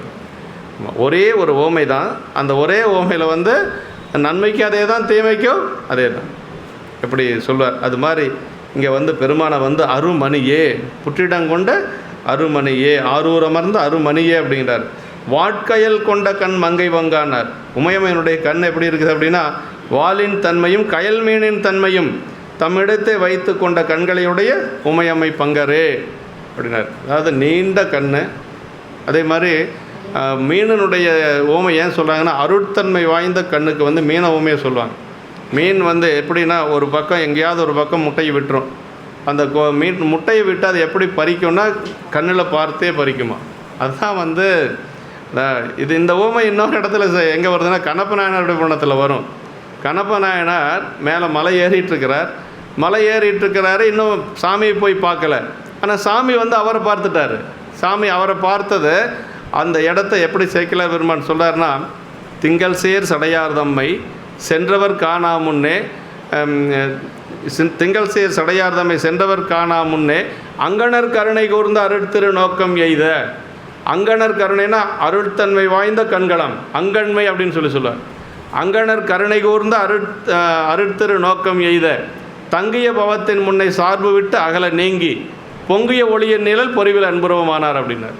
இவர் ஒன்றும் பார்க்கவே இல்லை, சாமி பார்த்துட்டாரு. அதான் அங்கணர் கருணை கூர்ந்த அருட்திரு நோக்கம்னார். அப்படியே அந்த பார்வை எப்படின்னா, அங்கண்மை வாய்ந்த அருட்தன்மை வாய்ந்த அந்த கண்கள் அப்படின்னு சொல்லுவார். அப்படி பார்த்த உடனே அவருக்கு இதுவரைக்கும் இருந்த பாசங்களெல்லாம் நீங்கிருச்சு. இதுவரைக்கும் எத்தனை பிறப்பெடுத்திருந்தாரோ அத்தனை பிறப்பினுடைய பாசமும் இறைவனுடைய திருநோக்கம் பட்டால் என்ன ஆகும்? குருநாதர் திருநோக்கம் பட்டாவே நீங்கணும். ஆனால் இறைவனுடைய திருநோக்கம் பட்டால் எப்படி இருக்குங்க? எல்லாம் நீங்கிருச்சு. இப்போ அவர் எப்படி இருக்கிறார் அப்படின்னா, கண்ணப்பர் இந்த பொங்கிய ஒளியின் நிழல் பொறிவில் அன்புருபமானார் அப்படின்னார். எப்படி அவர் அன்பு வந்தது அப்படின்னா, மனசில் இறைவனுடைய திருநோக்கம் பட்டுச்சு. இருந்த எல்லாம் போயிடுச்சு, இருந்த பாசங்கள் அத்தனையும் போயிடுச்சு, ஆணவம் கண்மம் மாயை அத்தனை. இப்போ அப்படி ஒளி உருவத்தில் இருக்கிறார் பெருமான். அதனால தான் அந்த 6 நாள் வந்து அப்படி அவரால் வழிபாடு செய்ய முடிஞ்சது. அதான் இங்கே உமையம்மையை சொல்லுகின்ற பொழுது, அதாவது ஒரு கயல் மீனுடைய மீனுக்கு அந்த ஒரு ஆற்றல் இருக்குது. அதான் வந்து வாட்கயல் கொண்ட கண் மங்கை பங்கா என்று வால் போன்ற கயல் மீனினுடைய கண்ணை போன்ற உமையம்மையை ஒரு பாகத்தில் கொண்டவனே என்று சொல்கிறார். மற்ற உன் பெரிய கருணை அன்றே என்று சொல்லி அப்படி நாய் போன்ற என்னையும் ஒரு பொருளாக மதித்து அன்று போலவே இன்றும் உனது புதிதளர்ந்த பாததாமரையாக அருளை தந்த செயல் எனது தகுதியால் நாட்கமலப்பதம் தந்தது என்று நாயினேனை பொருளாக என்றார். எனக்கு அந்த தகுதி இல்லை, உங்களுடைய திருவடி நீங்கள் எனக்கு இப்போ மீண்டும் கொடுத்துருக்கிறீங்க, ஏற்கனவே ஆட்கொண்டீங்க, இப்போ மீண்டும் கொடுத்துருக்கிறீங்க. ஆனால் அதற்கு வந்து எனக்கு கொஞ்சம் கூட அதுக்கு தகுதி இல்லை என்று சொல்லி, எனது தகுதியால் அன்றி தேவரீரது பெருங்கருணையால் அல்லவா நேர்ந்தது, அது உங்களுடைய பெரும் கருணை, அந்த அளவுக்கு எனக்கெல்லாம் தகுதி இல்லை என்று சொல்கிறார். கேட்க விரும்பி இறைஞ்சி நின்று மறையவனே மணியே என்று சொல்லி, என்றும் கேடில்லாதான் அப்படின்னு. பெருமான் எப்படிப்பட்டவன்னா எப்பொழுதும் கேடில்லாதவன் பெருமான் அப்படின்னா அழிவில்லாதவன். ஆன்மாக்களும் கேடில்லாதவையாயினும் அவை எடுக்கும் அழியும் தன்மை வாய்ந்த உடம்பின் சார்பு பற்றி அவை கேடமையும் என்று சொல்கிறார். ஆன்மாவுக்கு அழிவில்லை, இறைவனுக்கு அழிவு கிடையாது. எப்படி இறைவன் நித்திய பொருளோ அதே மாதிரி தான் ஆன்மாவுக்கு. ஆன்மா எடுக்கக்கூடிய உடம்புக்கு அழிவு இருக்கிறதுனால ஆன்மா அழியும் தன்மையுடையது அப்படிங்கிறது ஆகிப்போச்சு. மற்றபடி ஆன்மாவுக்கு அழிவு கிடையாது. இந்த உடம்பு இல்லைன்னா அடுத்து இன்னொரு உடம்பை பற்றி நிற்கும். பெருமான் திருவடி அடைகின்ற வரைக்கும் நம்ம ஏதோ ஒரு உடம்பை பற்றி தான் நிற்போம். இந்த உடம்பு நீங்கினா இன்னொரு உடம்பு நமக்கு வந்து சூக்கும உடம்பு என்று சொல்லக்கூடிய அந்த 8 தத்துவங்களாலான புரியட்ட காயம்னு சொல்லும் இல்லைங்களா, அந்த உடம்பை பற்றி நிற்கும் உயிர். அப்படி பற்றி நிற்கின்ற பொழுது அந்த உடம்பு வந்து எப்போ பெருமான் திருவடி அடைகின்றோமோ அது வரைக்கும் கூடவே இருக்கும். அந்த உடம்புக்கு அழிவே கிடையாது. நம்ம அழியிறது வந்து இந்த உடம்பு தான். 5 உடம்பு நமக்கு. 5 உடம்பில் வந்து காரண சரீரம், கஞ்சுக சரீரம், குணசரீரம், சூக்கும சரீரம், தோல சரீரம் இல்லைங்களா. அழியக்கூடியது ஒரே ஒரு சரீரம் இந்த உடம்பு மட்டும்தான், தோல சரீரம் மட்டும்தான். சூக்கும சரீரம் நமக்கு இருக்குது. 8 தத்துவங்களாலான சூக்கும சரீரம். இந்த 8 தத்துவங்கள் அப்படிங்கிறது தான் நமக்கு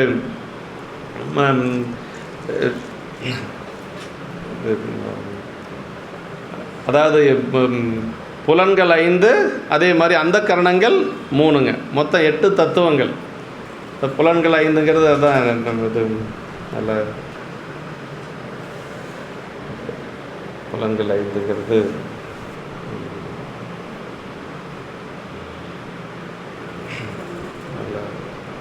அதாவது அதுக்கு பேர் வந்து தன்மாத்திரைகள் அப்படின்னு சொல்லி வரும்.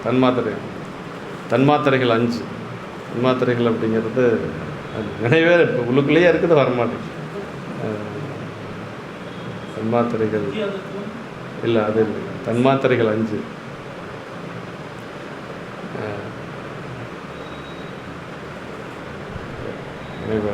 ஞாபகம் இருக்குது, வரமாட்டேங்குது. தன்மாத்திரைகள் 5, அப்புறம் மனம், புத்தி, அகங்காரம், இது 3. இது வந்து 8 தத்துவம் எப்பொழுதுமே பெருமான் திருவடி அடைகின்ற வரைக்கும் இருக்குங்க. அதனால் அதான் இந்த உடம்பு வந்து எப்பொழுதும் அழிகிறதே இல்லை அப்படின்னு சொல்லி சொல்கிறது அதுதான். அப்படி அதுவும் வந்து இந்த இடத்துல வாழ்க்கையில் கொண்ட கண் அப்படின்னு சொல்லி சொல்கிறார். ஆரூர் அமர்ந்த அரசி அப்படின்னு சொல்லி சொல்கிறார். அமரர் திருவாரூரை விரும்பி எழுந்தருளியிருந்த என்று சொல்லி சொல்கிறார்கள். என்றும் கேடில்லாதவன் பெருமான் எப்பொழுதும் அழியும் தன்மை இல்லாதவன் என்று சொல்லி சொல்கிறார். அருமனையே என்று சொல்லியும் வாழ்க்கையில் கொண்ட என்று சொல்லி சொல்கிறார். வாழ்க்கையில் கொண்ட கண் உயிர்களின் மலம் அறுத்தலால் வாழ்க்கையின் தன்மையும் அருட்பார்வையால் கட்டு நீங்கி மீன் தனது முட்டைகளை பார்த்ததலாலே அவற்றுள் கட்டுண்டு இருக்கும் குஞ்சுகளை கட்டு நீங்கி வெளியே வந்து குஞ்சுகளாய் குலாவச் செய்வதல் போல என்று சொல்லி மீன் பார்வை தன்மையும் ஒரு சேர தன்னிடத்தே கொண்ட கண்களையுடைய உமாதேவியார் என்று சொல்லி சொல்லார். உமாதேவியாருடைய கண்கள் அந்த மீனுடைய கண்களுக்கு சொன்னதுக்கான பாச நீக்கமும் சிவப்பேரும் என்று சொல்லக்கூடிய 2ம் நம்ம கட்டு நீங்கி மீன் பார்க்கின்ற பொழுது அந்த கட்டு நீங்கி எப்படி குஞ்சுகளாக வெளிவருதோ அது மாதிரி நமக்கு ஆன்மாக்களுக்கும் பாசம் நீங்கி சிவப்பேர் அடைவதற்கு அம்மாவுடைய அந்த அருட்கண் பார்வை ரொம்ப முக்கியம். உருவத்தால் வால் போன்றதாயினும் செயலால் கயலின் தன்மை கொண்ட என்று உரைத்தலாம். அந்த கண் வந்து எப்படி இருக்குன்னா வால் போல் இருந்தாலும் அந்த செய்யக்கூடிய செயல் அந்த மீனனுடைய செயலாக இருக்கிறதுனால வாட்கயல் அப்படின்னு சொல்லி 2யுமே உதாரணமாக சொல்கிறார். முன் தடுத்தாட்கொண்டது பாச நீக்கமாகிய வாளின் தன்மையும் தன்னையே தந்து அனுபவிக்க செய்தது சிவப்பேராகிய கயலின் தன்மையும் ஆதலின் இவற்றை முறையே மறையவனுக்கு மணிக்கும் பொருள் உரைத்து கொள்க என்று சொல்லி சொல்கிறார்கள். மற்றவன் பெரிய கருணையன்றே பதம் தந்தது இன்று என்று சொல்லி சிறப்பாக வைத்த உனது பெருங்கருணையே நீ தோழனாய் இப்பெருமையாகி உனது திருப்படி துணையை தந்தது என்றபடியாம் என்று சொல்லி அப்படி நமது தகுதியின்மையும் சிறுமையையும் சொல்லி அவரது கருணையின் பெருமையும் தன்னுடைய சிறுமையும் நோக்கி வந்து நம்பிகள் வந்து அப்படி சொல்லியிருக்கிறார். நம்முடைய அப்பர் சாமிகளோட ஒரு திருத்தாண்டத்தில் சொல்லுவார், அத்தா உன் அடியேனை அன்பால் ஆர்த்தாய், அருள்நோக்கில் தீர்த்த நீர் ஆட்டிக்கொண்டாய், எத்தனையும் அறியேனே எளிய யானாய். எவ்வளவு பெரியவர் நீங்கள், ஆனால் எனக்கு எளிமையாக வந்து ஆட்கொண்டீர். எளிய யானாய் என்னை ஆண்டு கொண்டு இறங்கி ஏன்று கொண்டாய், பித்தானேன் பேதையேன் பேயேன் நாயேன், பிழைத்தனைகள் எத்தனையும் பொறுத்தாய் அன்றே, இத்தனையும் எம்பரமோ ஐயா ஐயோ, எம்பெருமான் திருக்கருணை இருந்தவார் என்று சொல்லி, இதெல்லாம் எனக்கு தகுதி இல்லை பெருமான், நீங்கள் வந்து என்னை ஆட்கொண்டு அருள் செய்யக்கூடிய அளவுக்கு தகுதி இல்லை. ஆனால் இதெல்லாம் என்னென்னா உங்களுடைய திருக்கருணை, இதெல்லாம் உங்களுடைய கருணை தான் இதுக்கு காரணம் என்று சொல்லி எனக்கு தகுதி இல்லை என்று சொல்கிறார். அதே மாதிரி திருவாசகத்தில் அடைக்கலப்பத்தில் சொல்ல, வெறுப்பனவே செய்யும் என் சிறுமையை நின் பெருமையினால் பொறுப்பவனே அரா பூண்பவன் என்று சொல்லி அந்த அடைக்கலப்பத்திலையும் சொல்கிறாருங்க. நாயினேனை பொருளாக, நாய் போன்ற என்னையும் ஒரு பொருள்படுத்தி பொருள் இல்லாத நான் ஒரு பொருளாகும்படி என்று சொல்லி சொல்கிறாரு. இப்படி கீர்த்தி திருவாகவலையும் கூட நாயினேனை நலமளிதில்லையில் கோலமார்தரு பொதுவினில் வருகையன என்று சொல்லி கீர்த்தி திருவாகவலையும் சொல்கிறார். நாயில் கடைப்பட்ட நம்மையும் ஒரு பொருளாக்கி தாயில் பெரிதும் தயாவுடைய தம்பெருமான் என்று சொல்லி திருப்பூவலியில் சொல்கிறார். நாயில் கடையா நாயேன்னு நயந்து நீயே ஆட்கொண்டாய் என்று. இப்படி திருவாசகத்தில் நிறைய இடங்களில் குலைத்தப்பத்தில் சொல்கிறார். அச்சோப்பத்தில் சொல்கிறார், நாய் சிவிகை ஏற்று வைத்து நம்மையும் ஒரு பொருளாக்கி நாய் சிவிகை ஏற்று வைத்த தன்மை என்று சொல்லி சொல்கிறாருங்க. அது நாய்ன்னு பல இடங்களில் நமக்கு வந்து மணிவாசக பெருமான் சொல்லியிருப்பார். அது உண்ணத்தக்க பொருள் இருப்பவும் மலம் உண்பது நாய்க்குணம், இறைவன் தந்த அறிவும் நூலும் நற்சார்பும் இருக்கவும் தீச்சார்பாகிய உலகை அனுபவிக்கும் உயிர் இயல்பு பற்றி நாயை உமைப்பது பெரியோர் கொள்கை.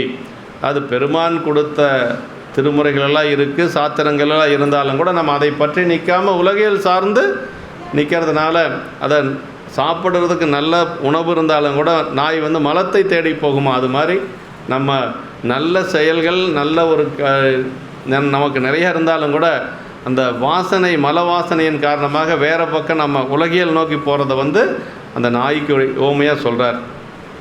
நாய் வயலுள்ள குணமும் இல்லையனை நற்தொண்டு கொண்டு தீவையின் மேனியன் என்று சொல்லி திருக்கோவையார்லேயும் அதை பற்றி சொல்லிருக்கு. ஆமாம், பதம் தந்த திருவடி அருள் சொரூபமானது இறைவனது அருள் சக்தியே திருவடியாக கூறப்படும் என்று சொல்லி, பெருமான் திருவடி அப்படிங்கிறது என்னென்னா பெருமானுடைய அருள் சக்தி தான் திருவடியாக கூறப்படுவது என்று சொல்லி சொல்கிறார்கள். இப்படி பெருமானை வணங்கி மீண்டும் வந்து பல முறையால் வணங்கி மீண்டும் சொல்கிறார். பெருமானை துதித்து வாழ்த்துறார் பக்கத்தில் போய், என்று பல முறையால் வணங்கி எய்திய உள்ள கழிப்பினோடும் வென்றி அடல்விடை போல் நடந்து வீதி விடங்க பெருமான் முன்பு சென்று தொழுது துதித்து வாழ்ந்து திருமாளிகை வளம் செய்து போந்தார். அன்று முதலடியார்கள் எல்லாம் தம்பிரான் தோழரென்றே அறைந்தார். சாமி அங்கே தோழமையாக தந்தனம்னு சொன்னார். இங்கே அடியார்களுக்கு அது தெரிஞ்சு போச்சு. உடனே அவரே சொல்லிக்க கூடாது இல்லையா, நான் வந்து சாமியினுடைய தோழர், நான் தம்பிரான் தோழர்னு அவரே சொல்லக்கூடாது. இப்போ அடியார்கள் எல்லாரும் சொல்கிறாங்க. இதே மாதிரி தான் பறவை நாச்சியார் வந்து நம்ம உற்றிடங்கொண்ட பெருமானை வழிபாடு செய்கின்ற பொழுது எதிரில் ஒருத்தர் வந்தாரே, அவர் யார் அப்படின்னு சொல்லி தோழிகள்கிட்ட கேட்பாங்க. தோழிகள்கிட்ட கேட்குற பொழுது அந்த பெண்களெல்லாம் சொல்லுவாங்க, சைவ முதல் திருத்தொண்டர் தம்பிரான் தோழர் அப்படின்னு சொல்லுவாங்க. அது சைவ முதல் திருத்தொண்டர் தம்பிரான் தோழர் அப்படின்னு சொல்லுவாங்க. இவர் எந்த இடத்துலையும் நான் வந்து தம்பிரான் தோழர்னு சொன்னதே இல்லை, நான் அடிமை அப்படின்னு தான் ஆரூரன் அடிமை அப்படின்னு தான் சொல்கிறாரே வழியே ஆரூரனுடைய தோழன்னு சொல்லி எங்கேயும் சொல்லலை. ஆமாம், ஆனால் அடிமையாக எடுக்கிறதுல தான் நம்பிகளுக்கு வந்து ஒரு பெரிய ஒரு இது. ஆரூரில் அம்மானுக்கு ஆலேன அம்மானுக்கு ஆலே அப்படின்னு தான் திருத்தொண்ட தொகையில் கூட பாடுறாருங்க. இப்படி துதித்து பலமுறையாலும் வணங்கி மிக்க மனமகிழ்ச்சியுடனே வென்றி பொருந்திய போரேறு நடப்பது போல, அப்படி ஒரு பெரிய ஒரு போர் ஏறு அப்படின்னா ஒரு ஆண் ஒரு அது காளை போல, அதே மாதிரி சிங்கம் போல் அப்படி நடந்து வரார் யார், சுந்தரர். அப்படி நடந்து வருகின்ற பொழுது திருமூலநாத சன்னதியிலிருந்து நடந்து சென்று வீதி விடங்கராகிய தியாகேசர் சன்னதியில் போய் வணங்கியும் துதித்தும் அதனால் வாழ்வடைந்தவராய் திருமாளிகை வளம் செய்து வெளிப்போந்தார். திருமூலட்டான பெருமானை வழிபாடு செய்து கொண்டு தியாகேச பெருமானை வழிபாடு செய்து கொண்டு அப்படியே அந்த கோயிலை வளமாக வந்து கொண்டு இப்போ நம்பிகள் வெளியில் வரார். அப்போ உடனே அடியார் பெருமக்கள் எல்லாரும் நம்பிகளுக்கு முன்பாக வந்து தம்பிரான் தோழர் என்று சொல்லி அவர் அப்படியே ஒரு மரியாதையாக கூப்பிட்றாங்க. பலமுறையால் அப்படின்னா அட்டாங்க பஞ்சாங்கமாக பலமுறையாலும் வழிபாடு செய்கிறார். வென்றி அடல் விடை போல் அப்படின்னா அடையாதாரை பொருது வெற்றி கொண்டு அடந்தாரை காக்கும் பெருமானது இடபத்தின் நடை போல், அப்படி சாமியினுடைய இடபம் எப்படி நடக்காது மாதிரி ஒரு ராஜ நடையில் போகிறார். இது சிவபெருமானை தமக்கு உற்ற என்றும் நீங்காத தோழராக பெற்ற பெருமை கொண்ட உள்ள நிகழ்ச்சியினால் உள்ளதாகிய புற நிகழ்ச்சி. நான் இறைவனுடைய அந்த தோழமை கிடைச்சதுனால் நம்பிக்கைகளுக்கு ஒரு பெரிய மகிழ்ச்சி என்று சொல்லி சொல்கிறார். ஏறுபோல் பீடு நடை என்று சொல்லி வள்ளுவ பெருமான் சொல்லுவது பாரு, ஏறுபோல் பீடு நடை அப்படின்னு சொல்லி. அப்படி நடக்கிறது ஆண்களுக்கு ஒரு பெரிய ஒரு இலக்கணம், ஆண்களுடைய நடைக்கு ஒரு இலக்கணம் பீடு நடை அப்படின்னு சொல்லி சொல்கிறவங்களா, அது நடைக்கான ஒரு இலக்கணம் வள்ளுவ பெருமான்னு சொல்கிறார். நடந்து இன்ப வெள்ளத்திடை திளைத்து மூழ்கி அவ்வாறே பெயராது நின்றவர் இப்போது அதனின்றும் பெயர்ந்து நடந்தனர். மூழ்கி நின்ற நம்பிகளை இறைவன் கேட்பித்த வாக்கு எழுப்பி நடக்க செய்யவே புற்றிடங்கொண்டாராகிய திருமூலட்டான சன்னதியிலிருந்து தியாகேசர் சன்னதி வரை சென்று நிலையை நடந்து அப்படின்னு சொல்லி கொஞ்சம் பக்கம் தான். இங்கே ஒரு இது புற்றிடங்கொண்டார் கோயில், இது தியாகேசர் கோயில், பக்கம் வீதி விடங்க பெருமான் தியாகேசர் திருமூலட்டானத்திலே இறைவனது அருவுருவத் திருமேனியை தரிசித்து, அங்கே திருமூலட்டானத்தில் இருக்கக்கூடிய சிவலிங்க திருமேனி இல்லையா, அருவுருவத் திருமேனி என்று சொல்லக்கூடிய சிவலிங்க திருமேனி, அதை தரிசித்து அதன்பின் உருவத் திருமேனி தாங்கி தியாகேசரை தரிசிப்பது முறை. அருவுருவத்தினின்று உருவம் தோன்றும் என்பது சாத்திரம். ஏன் அப்படி வழிபாடு செய்யணும்னா, முதல்ல நம்ம எங்கே வழிபாடு செய்யணும், தியாகேசர் போய் முதல்ல வழிபாடு செய்யக்கூடாது, புற்றிடம் கொண்டார வழிபாடு செய்து கொண்டு அதுக்கு பிறகு தான் தியாகேசர்கிட்ட போகணும். ஏன்னா நம்ம தத்துவம் என்ன சொல்லுதுன்னா, அருவம் அருவுருவம் அப்புறம் உருவம். அப்போ அருவுருவம் என்று சொல்லுவது சிவலிங்க திருமேனி, அதிலிருந்து தோன்றியதான் உருவத் திருமேனி. அப்போ அருவுருவத் திருமேனியாக இருக்கக்கூடிய திருமூலட்டானர் வழிபாடு செய்து கொண்டு அதுக்கு பிறகு தான் தியாகேசர் வழிபாடு செய்யணும். சேக்கோனிய உரையில் அப்படி சொல்கிறார். ஆமாம், ஏன்னா தோற்றம் எப்படியோ அதே மாதிரி தான், முதல்ல சிவலிங்க திருமேனி அப்புறமா உருவத் திருமேனி. அதே மாதிரி சிதம்பரம் போனோம்னா திருமூலட்டானேஸ்வரர் முதல்ல வழிபாடு செய்யணும். அப்படி கோயில் சுற்றி வந்தால் 63 பக்கத்தால் இருக்கக்கூடிய திருமூலட்டானேஸ்வரர், அதற்கு பிறகு தான் நடராஜ பெருமானை வழிபாடு செய்யணும். அதுதான் முறையான வழிபாடுனா அப்படி தான் வழிபாடு செய்யணும். ஆனால் நிறைய பேர்த்துக்கு அங்கே திருமூலட்டானேஸ்வரர் இருக்கிறதே தெரியறதில்லை, நிறைய பேர்த்துக்கு தெரியாது. அங்கே தான் 2 பேர் இருக்கிறாங்க, பதஞ்சலி வியாக்கரபாதர், அவங்க வழிபாடு செஞ்சு கிடைச்ச இதுதான் நமக்கு அடுத்த வாரம் வருது இல்லைங்களா, தைப்பூசம். இந்த தைப்பூச திருநாளில் தான் சாமி மன்றில் ஆடுறது, முதல்ல மன்றிலே ஆடியது தைப்பூச திருநாள். பதஞ்சலி வியாக்கரபாதருடைய விண்ணப்பத்தை கேட்டு பெருமான் அங்கே நின்று மன்றில் நின்று ஆடுறார். அவங்க 2 பேர்த்துக்கு மட்டும் அந்த காட்சி கிடைக்கிது, பதஞ்சலிக்கு வியாக்கரபாதருக்கும். அவங்க இந்த யாம் பெற்ற இன்பம் பெருக வையகம் என்று சொல்லி பெருமானிடத்தில் விண்ணப்பம் வச்சு அதற்கு பிறகு இறைவன் தைப்பூச திருநாளில் நம்ம மன்றிலே நின்று காட்சி கொடுப்போம் என்று சொல்லுகின்ற பொழுது தான் அது இன்றைக்கும் அந்த தைப்பூசத்தன்றைக்கு அங்கே வழிபாடு நடக்குது. பதஞ்சலி வியாக்கரபாதர் மதியம் 1 மணிக்கு மேலே அந்த காட்சி நடக்கும். காலையிலேருந்து கோயில் சாத்திடுவாங்க. அதற்கு பிறகு தீர்த்தவாரி போகும். அங்கே இருக்கக்கூடிய அந்த அந்த கங்கையில் போய் அந்த குளத்தில் குளிச்சுட்டு அதற்கு நீராடிட்டு அதற்கு பிறகு 3 பேர் வருவாங்க. அவங்க 3 பேர்த்துக்கு முதல் காட்சி யாருக்கு, பதஞ்சலி வியாக்கரபாதர் மகாமுனிவர் என்னமோ சொல்லி ஒரு முனிவர், அந்த 3 பேருக்கும் காட்சி கொடுத்ததுக்கு பிறகு அப்புறமா எல்லாரும் போய் நம்ம வழிபாடு செய்யலாம்.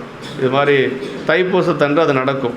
இப்படி அதே மாதிரி அப்போ முதல்ல நம்ம வழிபாடு செய்ய வேண்டிய திருமேனி என்னென்னா அருவுருவத் திருமேனி என்று சொல்லக்கூடிய அந்த சிவலிங்க திருமேனி. அதற்கு பிறகு தான் உருவத் திருமேனியாகிய தியாகேச பெருமான வழிபாடு செய்யணும். அப்படி தான் சுந்தரர் வழிபாடு செய்திருக்கிறார் நமக்கு. இத்திருவுருவம் சிவபெருமானது 25 மூர்த்தங்களில் சிறப்பாக வைத்து என்ன பெறுவதாக சோமாஸ்கந்த மூர்த்தம். நீங்கள் பார்த்தீங்கன்னா உங்களுக்கு தியாகேச பெருமான் மட்டும்தான் தெரிவார். ஆனால் அம்மாவும் இருக்கிறாங்க. அம்மா பேர் பாகம்பிரியால். நிறைய பேர் கமலாம்பாள் நினச்சிக்கிறீங்க, கமலாம்பாள் கிடையாது. கமலாம்பாள் தவக்கோலம், அங்கே இருக்கக்கூடிய கோலம் கமலாம்பாள், அதுக்கு பேர் புட்டிகாசனன்னு பேர். அம்மா தவக்கோலத்தில் இருக்கிறாங்க. அம்மாவுக்கு இந்த தியாகேச பெருமானுக்கு அம்பாள் யார் அப்படின்னா கூடவே இருக்கிறாங்க. முருகப்பெருமானும் கூடவே இருக்கிறாரு. முருகப்பெருமான் இடையில இருப்பார். நல்லா பார்த்தா தான் தெரியும், அபிஷேகத்தப்போ பார்த்தா தான் தெரியும், மற்ற நேரத்தில் தெரியாது. நீங்கள் தியாகேச பெருமான் மட்டும் பார்க்குறீங்க. தியாகேச பெருமானுக்கு இடது பக்கம் அம்மா இருக்கிறாங்க, பாகம்பிரியால், எப்பொழுதும் கூடவே இருக்கக்கூடியது. அதுக்கு என்னமோ பேர் சொல்லுவாங்க, நல்ல பேர், கொண்டியம்மை. கொண்டியம்மன் அப்படின்னு சொல்லுவாங்க. கொண்டியம்மன்னா எப்பொழுதும் பெருமானோடவே இருக்கக்கூடியது. அதே மாதிரி முருகப்பெருமானும் இருக்கிறார், கந்தர் இருக்கிறார். அதனால் சோமாஸ்கந்த மூர்த்தம் தான் இது நம்முடைய தியாகேச பெருமான். அப்படி தான் நம்ம வழிபாடு செய்யணும்.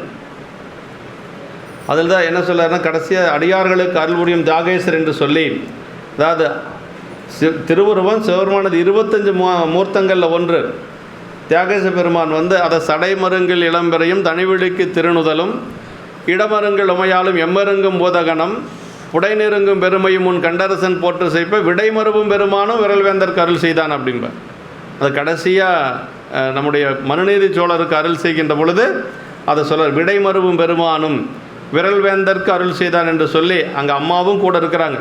சடைமருங்கில் இளம்பிறையும் தனிவெளிக்கு திருநுதலும் இடமருங்கில் உமையாலும் எம்மருங்கும் பூதகணம் என்று சொல்லி சேக்கிழ பெருமான் அங்கே சொல்கிறார்.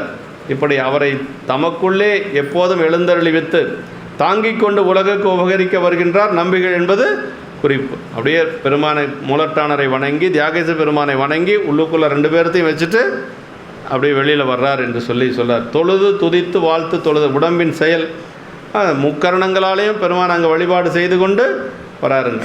அப்படி நாம் இறைவரை அடைந்து வாழ்ந்தோம் என்று சொல்லி அனுபவம் குறித்தது என்று சொல்லி, உன் பொற்பதம் அடைய பெற்றால் அல்லகண்டம் கொண்டடியேன் என் செய்கேனே ஆனைக்கா தேவாரத்தில் அப்பர் சாமிகள் சொல்கிறாருங்க. அருமையான திருத்தாண்டக அது. எத்தாயர் எத்தந்த எச்சுற்றத்தார் எம்மாடு சும்மாடாம் ஏவல் நல்லார் செத்தால் உதவார் ஒருவர் இல்லை அப்படின்னார். சிறுவரகால் தீமூட்டி செல்லா நிற்பர். அப்பர் சாமி கேட்குறார், எத்தாயர் எத்தந்தை எச்சுற்றத்தார் எம்மாடு சும்மாடாம் ஏவர் நல்ல. எந்த தாய் எந்த தந்தை, எத்தனை பிறப்பு நம்ம எடுத்தோம், நமக்கு இருக்கக்கூடிய செல்வங்கள் கூட இருக்கக்கூடிய சுற்றங்கள் ஒன்றும் கூட வராது அப்படின்ட்டார். எத்தாயர் எத்தந்தை எச்சுற்றத்தார் எம்மாடு சும்மாடாம் ஏவர் நல்லார் செத்தால் உதவுவார் ஒருவர் இல்லை அப்படின்ட்டார். அவர் என்ன சொல், சிறுவரகால் பையன் என்ன செய்வான், ஒரு விறகுல கொண்டு தீயை மூட்டிட்டு அவன் பாட்டுக்கு போயிட்டே இருப்பான். கடைசி வரைக்கும் யார் நமக்கு இருக்கிறாங்கன்னா அதான் சொல்கிறார் பாருங்க, உன் பொற்பாதம் அடைய பெற்றால் அல்லகண்டம் கொண்டடியேன் என் செய்கேனே அப்படின்னா கடைசி வரைக்கும் இருக்கக்கூடிய ஆனைக்க பெருமான் தான் என்று சொல்லி திருவானைக்கா தேவாரத்தில் சொல்கிறார். உற்றார் யாருளரோ உயிர் கொண்டு போகும் பொழுது குற்றாலத்துறை கூத்தனால் நமக்கு உற்றார் யாருளரோ என்று சொல்லி இப்படி இப்போ நம்பிகள் நாம் இவரை அடைந்து வாழ்ந்தோம் என்று சொல்லி அந்த பெருமான் திருவடியை நினைந்து அப்படியே உருகி வெளியில் போகிறார்.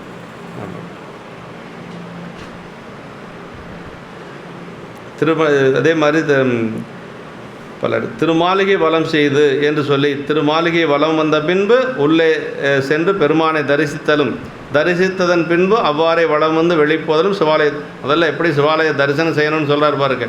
எடுத்தோன்னே கோயிலுக்குள்ளே போகக்கூடாது. முதல்ல கோயில் வளமாக வழிபாடு செய்து அப்புறம் வெளியில் மீண்டும் வளமாக தான் போகணுமா. சாமி கும்பிட்டாச்சு சீக்கிரமாக போயிடலான்ட்டு நான் வெளியில் வரக்கூடாது. இப்படி தான் வழிபாடு செய்யணும். ஆலய விதி அப்படிங்கிறது, வழிபாட்டு விதிங்கிறது முதல்ல திருக்கோயில் வளமாக அதற்கு பிறகு நம்ம பெருமானை வழிபாடு செய்து கொண்டு 63 வழிபாடு செய்து கொண்டு உட்பிரகாரம் மறுபடியும் வெளியில் மீண்டும் அதே மாதிரி வெளிப்பிரகாரம் தான் நம்ம வெளியில் வரணும். திருவாயில் வெளியாக வரணும். அப்படி தான் நம்பிகள் வந்திருக்கிறார். சிவகுணைய உரையில் எழுதியிருக்கார். தம்பிரான் தோழர் தமது முதல்வனையே தமக்கு தோழனுமாக பெற்றவர் தம்பிரானுக்கு தோழர் என்று சொல்லி சொல்கிறார்.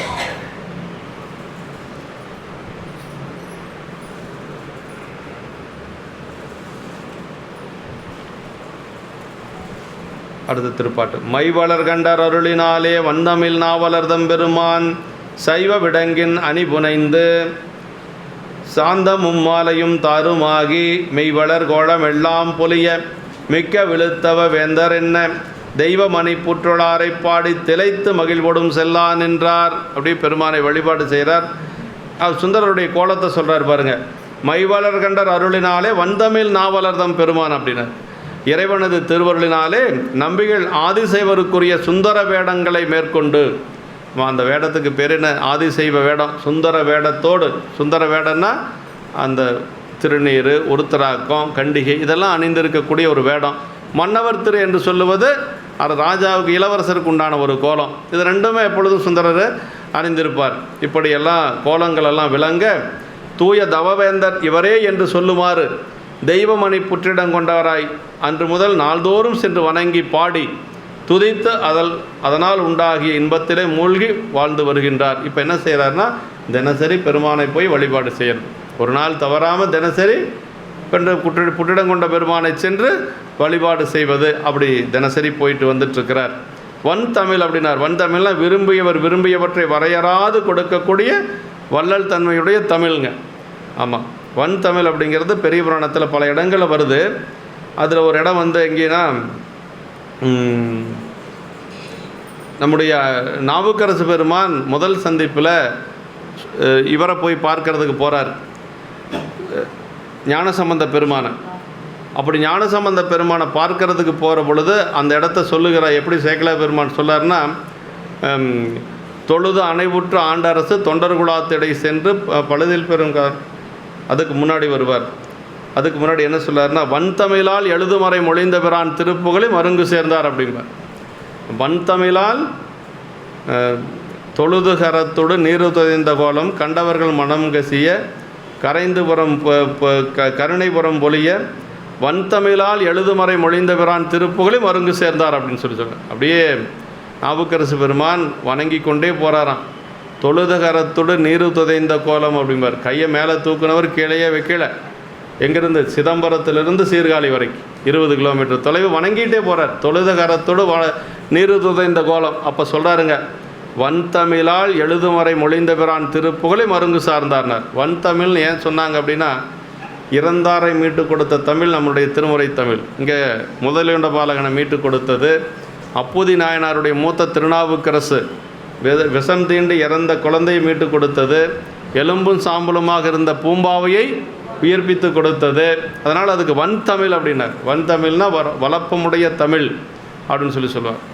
அதே மாதிரி வன் தமிழ்ங்கிறது பல இடங்களில் வருதுங்க.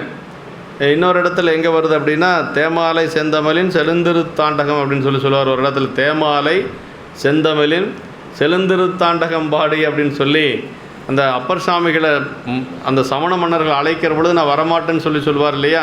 நாமார்க்கும் குடியெல்லும் நமனையல்லோங்கிற பதிகம் பாடுறதுக்கு முன்னாடி சேக்கலா பெருமான் சொல்லுவாருங்க, நாமார்க்கும் குடியெல்லும் என்றெடுத்து நான்மறையின் கோமானை நதியனுடன் குளிர்மதில்வாள் சடையானை தேமாலை செந்தமிழின் செழுந்திருத்தாண்டகம் பாடி ஆமாறு நீரழைக்கும் அடைவளம் என்று அருள் செய்தார் அப்படின்னு சொல்லி, நீ அழைச்சா நான் ஒன்றும் வர முடியாது, எனக்கு தலைவர் சிவபெருமான், உனக்கு வேணால் தலைவன் சமண மன்னனாக இருக்கலாம், அதனால் நான் வர முடியாதுன்னு போய் சொல்லு அப்படின்னு சொல்லி சொல்கிறாருங்க. இதெல்லாம் தமிழுக்கு கொடுக்கக்கூடிய பல இடங்களில் அடைமொழிகள் சேக்கலா பெருமான் நிறைய கொடுப்பார். அது மாதிரி இந்த இடத்துல வன் தமிழ் அப்படின்னு சொல்லி சொல்கிறார். வளப்பமுடைய தமிழ் அப்படின்னு சொல்லி சொல்கிறாரு. அடிமை என்று சொல்லி தன்னை மேலா அடிமை என்று சொல்லி திருப்பதிகத்தை முறையாக பயின்று கண் பெற்றாரையும் தம்மையே புகழ்ந்து இச்சை பேசி அந்த பதிகத்தை பாடி செங்கல்லாம் பொன்னாச்சு திருப்புகழூரில் இல்லைங்களா. அது மாதிரி இதெல்லாம் தான் வன் தமிழுடைய சைவ விடங்கின் அணி. சைவ விடங்குனா திருநீறு, உருத்தராக்கம், மகரக்குலை முதலிய ஆதிசைவ திருவேடங்கள், பூநூல் முதலியன என்று சொல்கிறாருங்க. இதெல்லாம் சுந்தரர் ஏதாவது வைதீக வேடம் அப்படின்னு சொல்லியிருந்தார். சுந்தர வேடங்களாலே துரிசே செய்யும் தொண்டன் என்னை என்று சொல்கிறார் இல்லைங்க. அது மாதிரி அந்த சுந்தர வேடங்கள் அவர் அணிந்து கொண்டிருந்தது சைவ விடங்கு என்று சொல்கிறார். சாந்தமும் எல்லாம்னா சந்தனம், மணிமாலை, பூமாலை, பொற்பட்டு இதெல்லாம் வேந்தற்குரிய வேடங்கள். அரசர்கள் இதெல்லாம் அணிந்து கொள்ளணும். மணிமாலை போட்டுக்கணும், அதே மாதிரி மலர் மாலையும் போட்டுக்கணும், நல்ல பட்டு பொற்பட்டு அதுவும் தங்கத்தாலான பட்டாடை அணிந்து கொள்ளணும். அப்புறம் சந்தனமெல்லாம் மேலே பூசிக்கணும். இதெல்லாம் வேந்தற்குரிய அடையாளங்கள். இது ரெண்டுமே சுந்தரர் இருந்தது. சைவ விடங்கும் இருந்தது, வேந்தற்கான அந்த சைவ விடங்கும் இருந்தது, வைதிக விடங்கு, அதே மாதிரி வேந்தற்கான அடையாளங்களும் இருந்தது என்று சொல்லி மன்னவர் திருவுந்தங்கள் வைதிக திருவும் பொங்கு என்று சொல்வார். மெய்வளர் கோலம்னார். நம்பிகள் கொண்டது சத்தாகிய கோலங்கள் கண்டார் உள்ளத்தை மெய்மையை சத்து பொருளை வளர்வதற்கு துணையாயுள்ள கோலம் பிறர் செய்யும் உடம்பின் அலங்காரங்கள் எல்லாம் கண்டாரை உலகென்பத்தில் வீழ்த்த வல்லனவே அன்றி உண்மையை உணர்த்த மாட்டா என்று சொல்லாருங்க. ஆமாம், அதாவது என்ன சொல்லாருன்னா, இந்த கோலங்கள் தான் என்றைக்கு அழியாதது. சைவமி திருவின் சார்பே பொருளனச் சாரும் நீரார்னார். திருநீலகண்ட நாயனார் புராணத்தில் சொல்கிறார். திருநீலகண்ட நாயனாருடைய புராணத்தில் அவர் திருநீலகண்ட நாயனுடைய அந்த தன்மைகளை எல்லாம் சொல்லிட்டு வர பொழுது சேக்கலா பெருமான் சொல்லாருங்க. சைவமை திருவின் சார்பே பொருளென சாரும் நீரார்மர். சைவமை திருனா என்ன அப்படின்னு சேவகனுடைய உரை என்ன சொல்கிறாருன்னா, திருநீர், உருத்திராக்கம், அப்புறம் பஞ்சாக்கரம், இதெல்லாம் தான் சைவ மெய்த்திரு. மெய்த்திருனா என்ன? அழியாத பொருள், என்றைக்கு அழியாத பொருள் இந்த உலகத்தில் இதுதான். மற்ற உலக பொருளெல்லாம் அழியக்கூடிய பொருள் அப்படின்னு சொல்லுவார். இதான் மெய்வலர் கோலம் அப்படின்னார். மிக்க விழுத்தவத்தோரம் தவமாவது சிவபூஜை ஆதலின் சைவ விடங்கின் திருவேடத்தை தவவேந்தர் அப்படின்னு சொல்கிறார். அதாவது விழுத்தவத்தவர் அப்படின்னு விழுத்தவ வேந்தர் அப்படின்னா என்னென்னா தவத்துக்கு அரசன் அப்படின்னு சொல்லி அர்த்தங்க. தவம்னா என்னென்னா சிவபூஜையே தவங்கிறார். சேவகனுடைய எல்லா இடத்துலையுமே என்ன சொல்லுவார்னா, தவம்னு வர இடத்துல எல்லாம் சிவபூசியே தவம் என்று சொல்லுவாருங்க. தவ வேடமும் மன்னவர் திருவும் கொண்ட கோலமாதலையும் தவ வேந்தர் என்று சொல்லி தவ வேந்தர். தவ கோலம்ங்கிறது திருநீற்று கோலம், வேந்தருங்கிறது அரசனுக்கு உண்டான கோலம், ரெண்டு இவர்கிட்ட இருக்குது. அதனால் இவர் இந்த இடத்துல என்ன சொல்லார் சேக்கிழார் பெருமான்? தவ வேந்தர் அப்படிங்கிறார். தவ வேந்தர் அப்படின்னு சொல்லி வேந்தர்னு சொல்ல, தவமுடையவர்னு சொல்ல, ரெண்டையும் சேர்த்து சொல்கிறார். தவ வேடமும் மன்னவர் திருவும் கொண்ட கோலமாதலின் தவ வேந்தர் என்று சொல்கிறாருங்க. அப்படி அழியத்தக்கவையாகி அடியவரால் அருவறுத்து தள்ளப்படும் பயன்களை தரும் ஏனைய தவங்கள் போல நடையாய் கழியாது இரவாத இன்ப வெள்ளம் தரும் அருள் நடையாகிய பாலுடனால் உணரும் மெய்த்தவமாதலின் விழுத்தவம் என்று சொல்கிறாருங்க. இறைவனே சொல்கிறார் இல்லையா, சங்கிலி நாச்சியிட்ட என்ன சொல்கிறார்? சங்கிலியார்கிட்ட சாமி தூது செல்லுகின்ற பொழுது எப்படி சொல்லார்? சாருந்தவத்து சங்கிலிகள் மேறு வரையின் மேம்பட்ட தவத்தான் அப்படின்னார். ஒருத்தர் எப்படி அறிமுகப்படுத்துகிறார் பாருங்க. நீயே தவமுடையவள் தான், ஆனால் அவன் எப்படிப்பட்ட தவமுடையவன்? நான் இருக்கக்கூடிய இமயமலையை விட தவம் செஞ்சவன் சுந்தரன் அப்படின்னு சொல்கிறார். அப்படியெல்லாம் யாராவது அறிமுகப்படுத்துவாங்களான்னா வேறு யாரையும் அறிமுகப்படுத்த மாட்டேன், சுந்தரரை மட்டும் அறிமுகப்படுத்துவார் சாமி. சாரும் தவத்து சங்கிலிகள் மேறுவரையின் மேம்பட்ட தவத்தான் சால என்பால் அன்புடையான். அது ஒன்று தானே பெரிய அதாவது அதுக்கு ஒரு தகுதி என்னென்னா, பெருமானிடத்தில் அவர் அன்பு செய்தது தான் பெரிய தகுதி. சால என்பால் அன்புடையான். அப்புறம் சொல்கிறாரு, நீ அவனை வேணும்னு கேட்டான், நீ அவனை மனசால் நீ அவனை அணைந்து கொள் அப்படின்னு சொல்கிறார். அதுக்கு பிறகு அம்மா கேட்குறாங்க, திருவாரூர் அவர் போயிடுவார், நான் என்ன செய்யட்டு அப்படின்னு சொல்லி கேட்குறாங்க. அதுக்கெல்லாம் அவர் சத்தியம் வாங்கிக்கலாம் அப்படின்னு சொல்லி சபதம் செய்வான் அப்படின்னு எல்லாம் சொல்கிறார். இதெல்லாம் சரீரத்தில் வரக்கூடியது. இந்த இடத்துல அந்த தவ வேந்தர் அப்படிங்கிறதுக்கு தான் நம்ம பார்க்குறோம். இந்த சாரும் தவத்து சங்கிலிகள் அப்படின்னு சொல்லி எல்லாத்துக்குமே தவம் வேணுங்க. இப்போ நம்ம இந்த பிறப்பில் நல்லதை தெரிஞ்சுக்கணுன்னா, நல்லவங்களோட பழகணுன்னா தவம் வேணும். இல்லைன்னா நல்லவங்களோட கூட பழக முடியாது. அதே மாதிரி நல் தவங்கள் செய்யணும். அதாவது முற்செய் தவத்தால் சரியை கிரிய யோகம் செய்து ஞானம் பெறாது முக்தி கொடா என்று சொல்லி சிவஞான போதம் சொல்லுது நமக்கு. இப்போ நம்ம இந்த பிறப்பில் சரியை கிரிய யோகம் செய்யறோம்னா, போன பிறப்பில் அதுக்கு நம்ம தவம் செஞ்சுருக்கணும். கணப்ப நாயனார் புராணத்தில் வருது, முன்பு செய் தவத்தின் ஈட்ட முடிவிலா இன்பமான அன்பினை எடுத்து காட்டினார். கணப்ப நாயனார் 6 நாள் அப்படி ஆனார்னா அதுக்கு என்ன காரணம்னா, முன்பு செய் தவத்தின் ஈட்டம்னார். முன்னாடி என்ன தவம் செஞ்சார்? அர்ச்சுனனாக இருந்த தவம் தான். பெரிய புராணத்தில் அந்த இடம் வர்றதில்லை. அர்ச்சுனன் தான் கண்ணப்பருங்கிறது எங்கேயும் வரல பெரிய புராணத்தில். ஆனால் தல புராணங்களில் சொல்லப்பட்டிருக்கு. பெரியவங்க எல்லாருமே ஏற்றுக்கிறாங்க, இவர் தான் அவர் அப்படிங்கிறத ஏற்றுக்கிறாங்க. பெருந்தலையூர்னு ஒரு சிவாலயம் இருக்குது ஆப்பக்கூடல் பக்கத்தில். அந்த பெருந்தலையூர் சிவாலயத்துக்கு போனீங்கன்னா 2 திருமேனியுமே இருக்குது. கண்ணப்பர் திருமேனி இருக்கும், அர்ச்சனுடைய திருமேனி 2ம் இருக்கும். அங்கே மட்டும் வச்சுருக்கிறாங்க, வேறு எங்கேயும் 2 திருமேனி இல்லை. போன பிறப்பில் கண்ணப்பர் தான் முந்தைய பிறப்பில் அர்ச்சுனன் அப்படிங்கிறத காட்டுறதுக்காக பெருந்தலையூரில் இருக்கக்கூடிய அந்த சிவாலயத்தில் 2 திருமேனியுமே இருக்குது. கத்திருமேனியே இருக்குது, மூலவரே இருக்குது. ரொம்ப பழங்காலத்து திருமேனிங்க. ஆற்றங்கரை ஓரத்தில் இருக்குது, பவானி ஆற்றங்கரை ஓரத்தில் பெருந்தலையூர் அப்படின்னு சொல்லி ஆப்பக்கூடல் பக்கத்தில் இருக்கக்கூடிய ஊர் பெருந்தலையூர். அங்கே இருக்கக்கூடிய அந்த கோயிலில் இந்த 2 திருமேனி இருக்குது. ஆமாம், அதை அந்த உணர்த்துவதற்காக, போன பிறப்பு அப்படிங்கிறத உணர்த்துவதற்காக அங்கே அர்ச்சுனனாக இருக்கிறாரு. அதே மாதிரி கண்ணப்பரும் இருக்கிறாங்க. இது அங்கே பார்க்கலாம் நம்ம. இப்படி தவம் அப்படிங்கிறது இல்லைன்னா நமக்கு இந்த பிறப்பில் எதுவுமே கிடைக்காது. எல்லாத்துக்கும் தவம் வேணுங்க. அதை தவவேந்தர் அழியத்தக்கவையாக அடியவரால் அருவறுத்து தள்ளக்கூடிய பயன்களை தரும் ஏனைய தவங்கள் போல மலநடையாய் கழியாது இரவாத இன்ப வெள்ளம் தரக்கூடிய அந்த ஒரு அருள் நடையாகிய பாலுணர்வினால் பரன் உணர்வினால் உணரும் மெய்த்தவம் என்று சொல்லி அதை விழுத்தவங்கிறார். அத்தவமுடையார் எல்லாம் எமது குலதெய்வம் என போற்றும் நிலைமை பெற்று பெற்றவராது நம்பிகளை தவவேந்தர் என்றும் கூறினார். சிவகணியை சொல்லார் பாருங்க, அத்தவமுடையார் எல்லாம் எமது குலதெய்வம் என போற்றும் தலைமை பெற்றவர். தவமுடையவர்களுக்கெல்லாம் குலதெய்வமாக இருக்கக்கூடியவர் நம்முடைய சுந்தரமூர்த்தி சாமிகள்ங்க. ஆமாம், ஏன்னா மாதவ சிவஞான முனிவர் இருக்கிறார் பாருங்க. மாதவ சிவஞான முனிவரை திருவாவடுதுறை ஆதீனத்தினுடைய குலதெய்வமாக வச்சு போற்றக்கூடிய ஒருவர் மாதவ சிவஞான முனிவர்.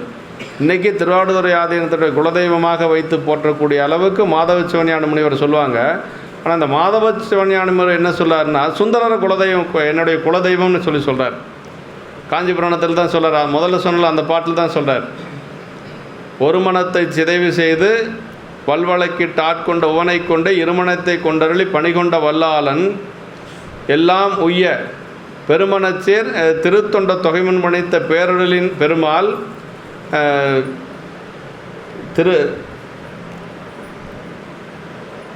திருத்தொண்ட தொகை கொடுத்த பேரருளின் பெருமாள். கடைசியாக அந்த இதில் என்ன முடியும்னா எமது குலதெய்வமால் அப்படின்னு சொல்லுவார்.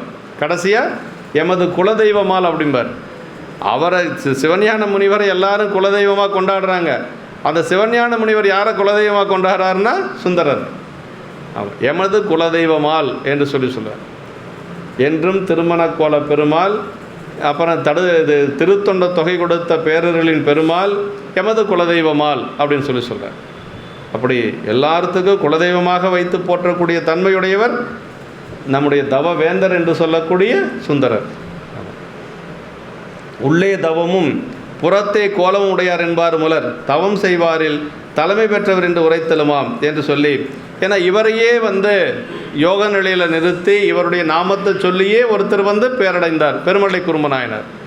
அவர் வேற என்ன, நம்பிகளுடைய நாமத்தை சொல்லியே பெருமான் திருவடி அடைந்தவர். அப்போ எவ்வளோ தவம் செஞ்சிருப்பார் இவர். அவர் யோகத்தில் யாரை வச்சுருந்தார் அப்படின்னு சுந்தரர் தான். நம்பி நாமம் நவீன்ற நலத்தால் அப்படின்னார் சேக்கிழார் பெருமான். வேற ஒன்றும் செய்யலை. நம்பி நாமம், நம்பி ஆரூரா நம்பி ஆரூரா நம்பி ஆரூரான்னு சொல்லியே திருவடி அடைந்தவர். அதுக்கு பேர் ஆச்சாரிய பஞ்சாக்கரன் பேருங்க. அஞ்செழுத்துக்கு சமமானது நம்முடைய பரமாச்சாரியருடைய திருநாமம். எல்லாத்தினுடைய திருநாமம் அஞ்செழுத்தில் இருக்குது. நீங்கள் பாருங்கள், ஞானசம்பந்தர் புள்ளி வச்ச எழுத்தெல்லாம் எடுத்துருங்க, திரு போட வேண்டாம்.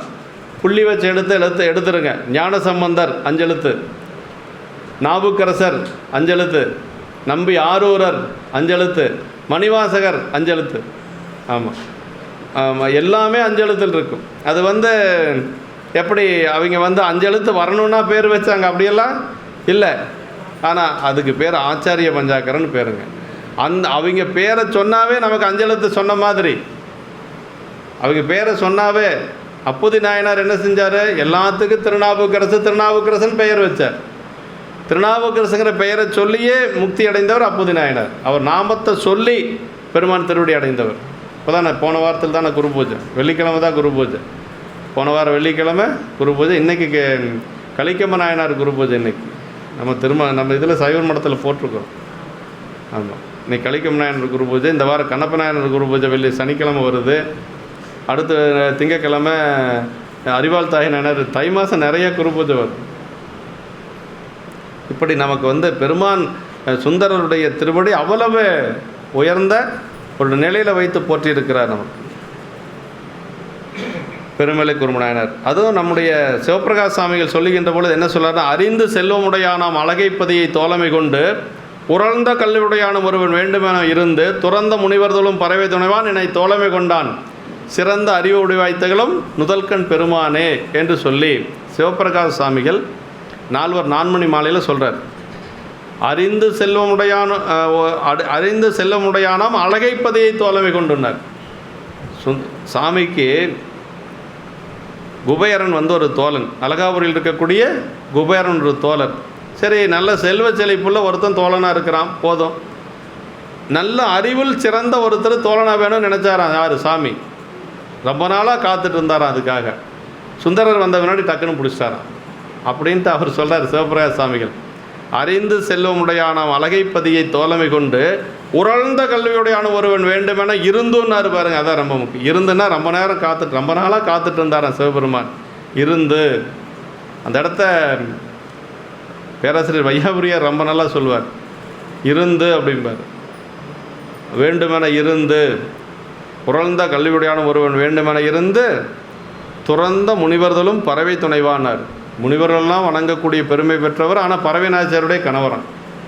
என்னங்க, ஒரு கணவர் ஒரு குடும்பத்தில் இருந்தவர் 2 மனைவியை திருமணம் செய்து குடும்பத்தில் இருந்தவர் முனிவர் வணங்கியிருக்கிறாங்க. பெருமலை குறும்பர் என்னும் பரம யோகிம்பர். பெருமலை குறும்பனானார் யோகி. அவர் திருமணம் கிடையாது. அவர் சுந்தரர் 2 திருமணம் செஞ்ச சுந்தரரை வணங்கி திருவடி பேர் அடைகிறார். அதே மாதிரி உபமன்ய முனிவர் திருமணம் கிடையாது. வியாக்கரபாதருடைய மகனாக இருக்கக்கூடிய உபமன்ய முனிவர் அவர் இவருடைய திருவடி வணங்குறார் இல்லையா? சம்புவின் அடித்தாமரை போதலால் எம்பிரான் இறைஞ்சா இகுதியன் திருமலை சிறப்பில்.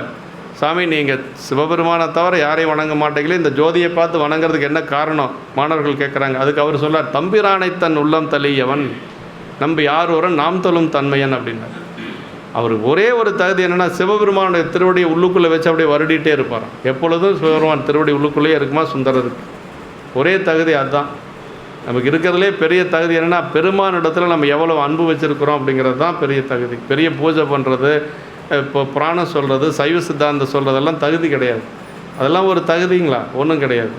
இறைவனுடைய திருவடியை எவ்வளவு தூரம் நம்ம அன்பு செய்கிறோம் அப்படிங்கிறது தான் தகுதி. அதான் சொல்கிறாங்க, தம்பிரானை தன் உள்ளம் தள்ளியவன் நம்பி யாரூரன் நாம் தரும் தன்மை என்ன. யாரு எல்லாம் துறந்த முனிவர் சொல்கிறார். பெரிய புராணத்தினுடைய ஆரம்பமே பெரிய புரட்சி.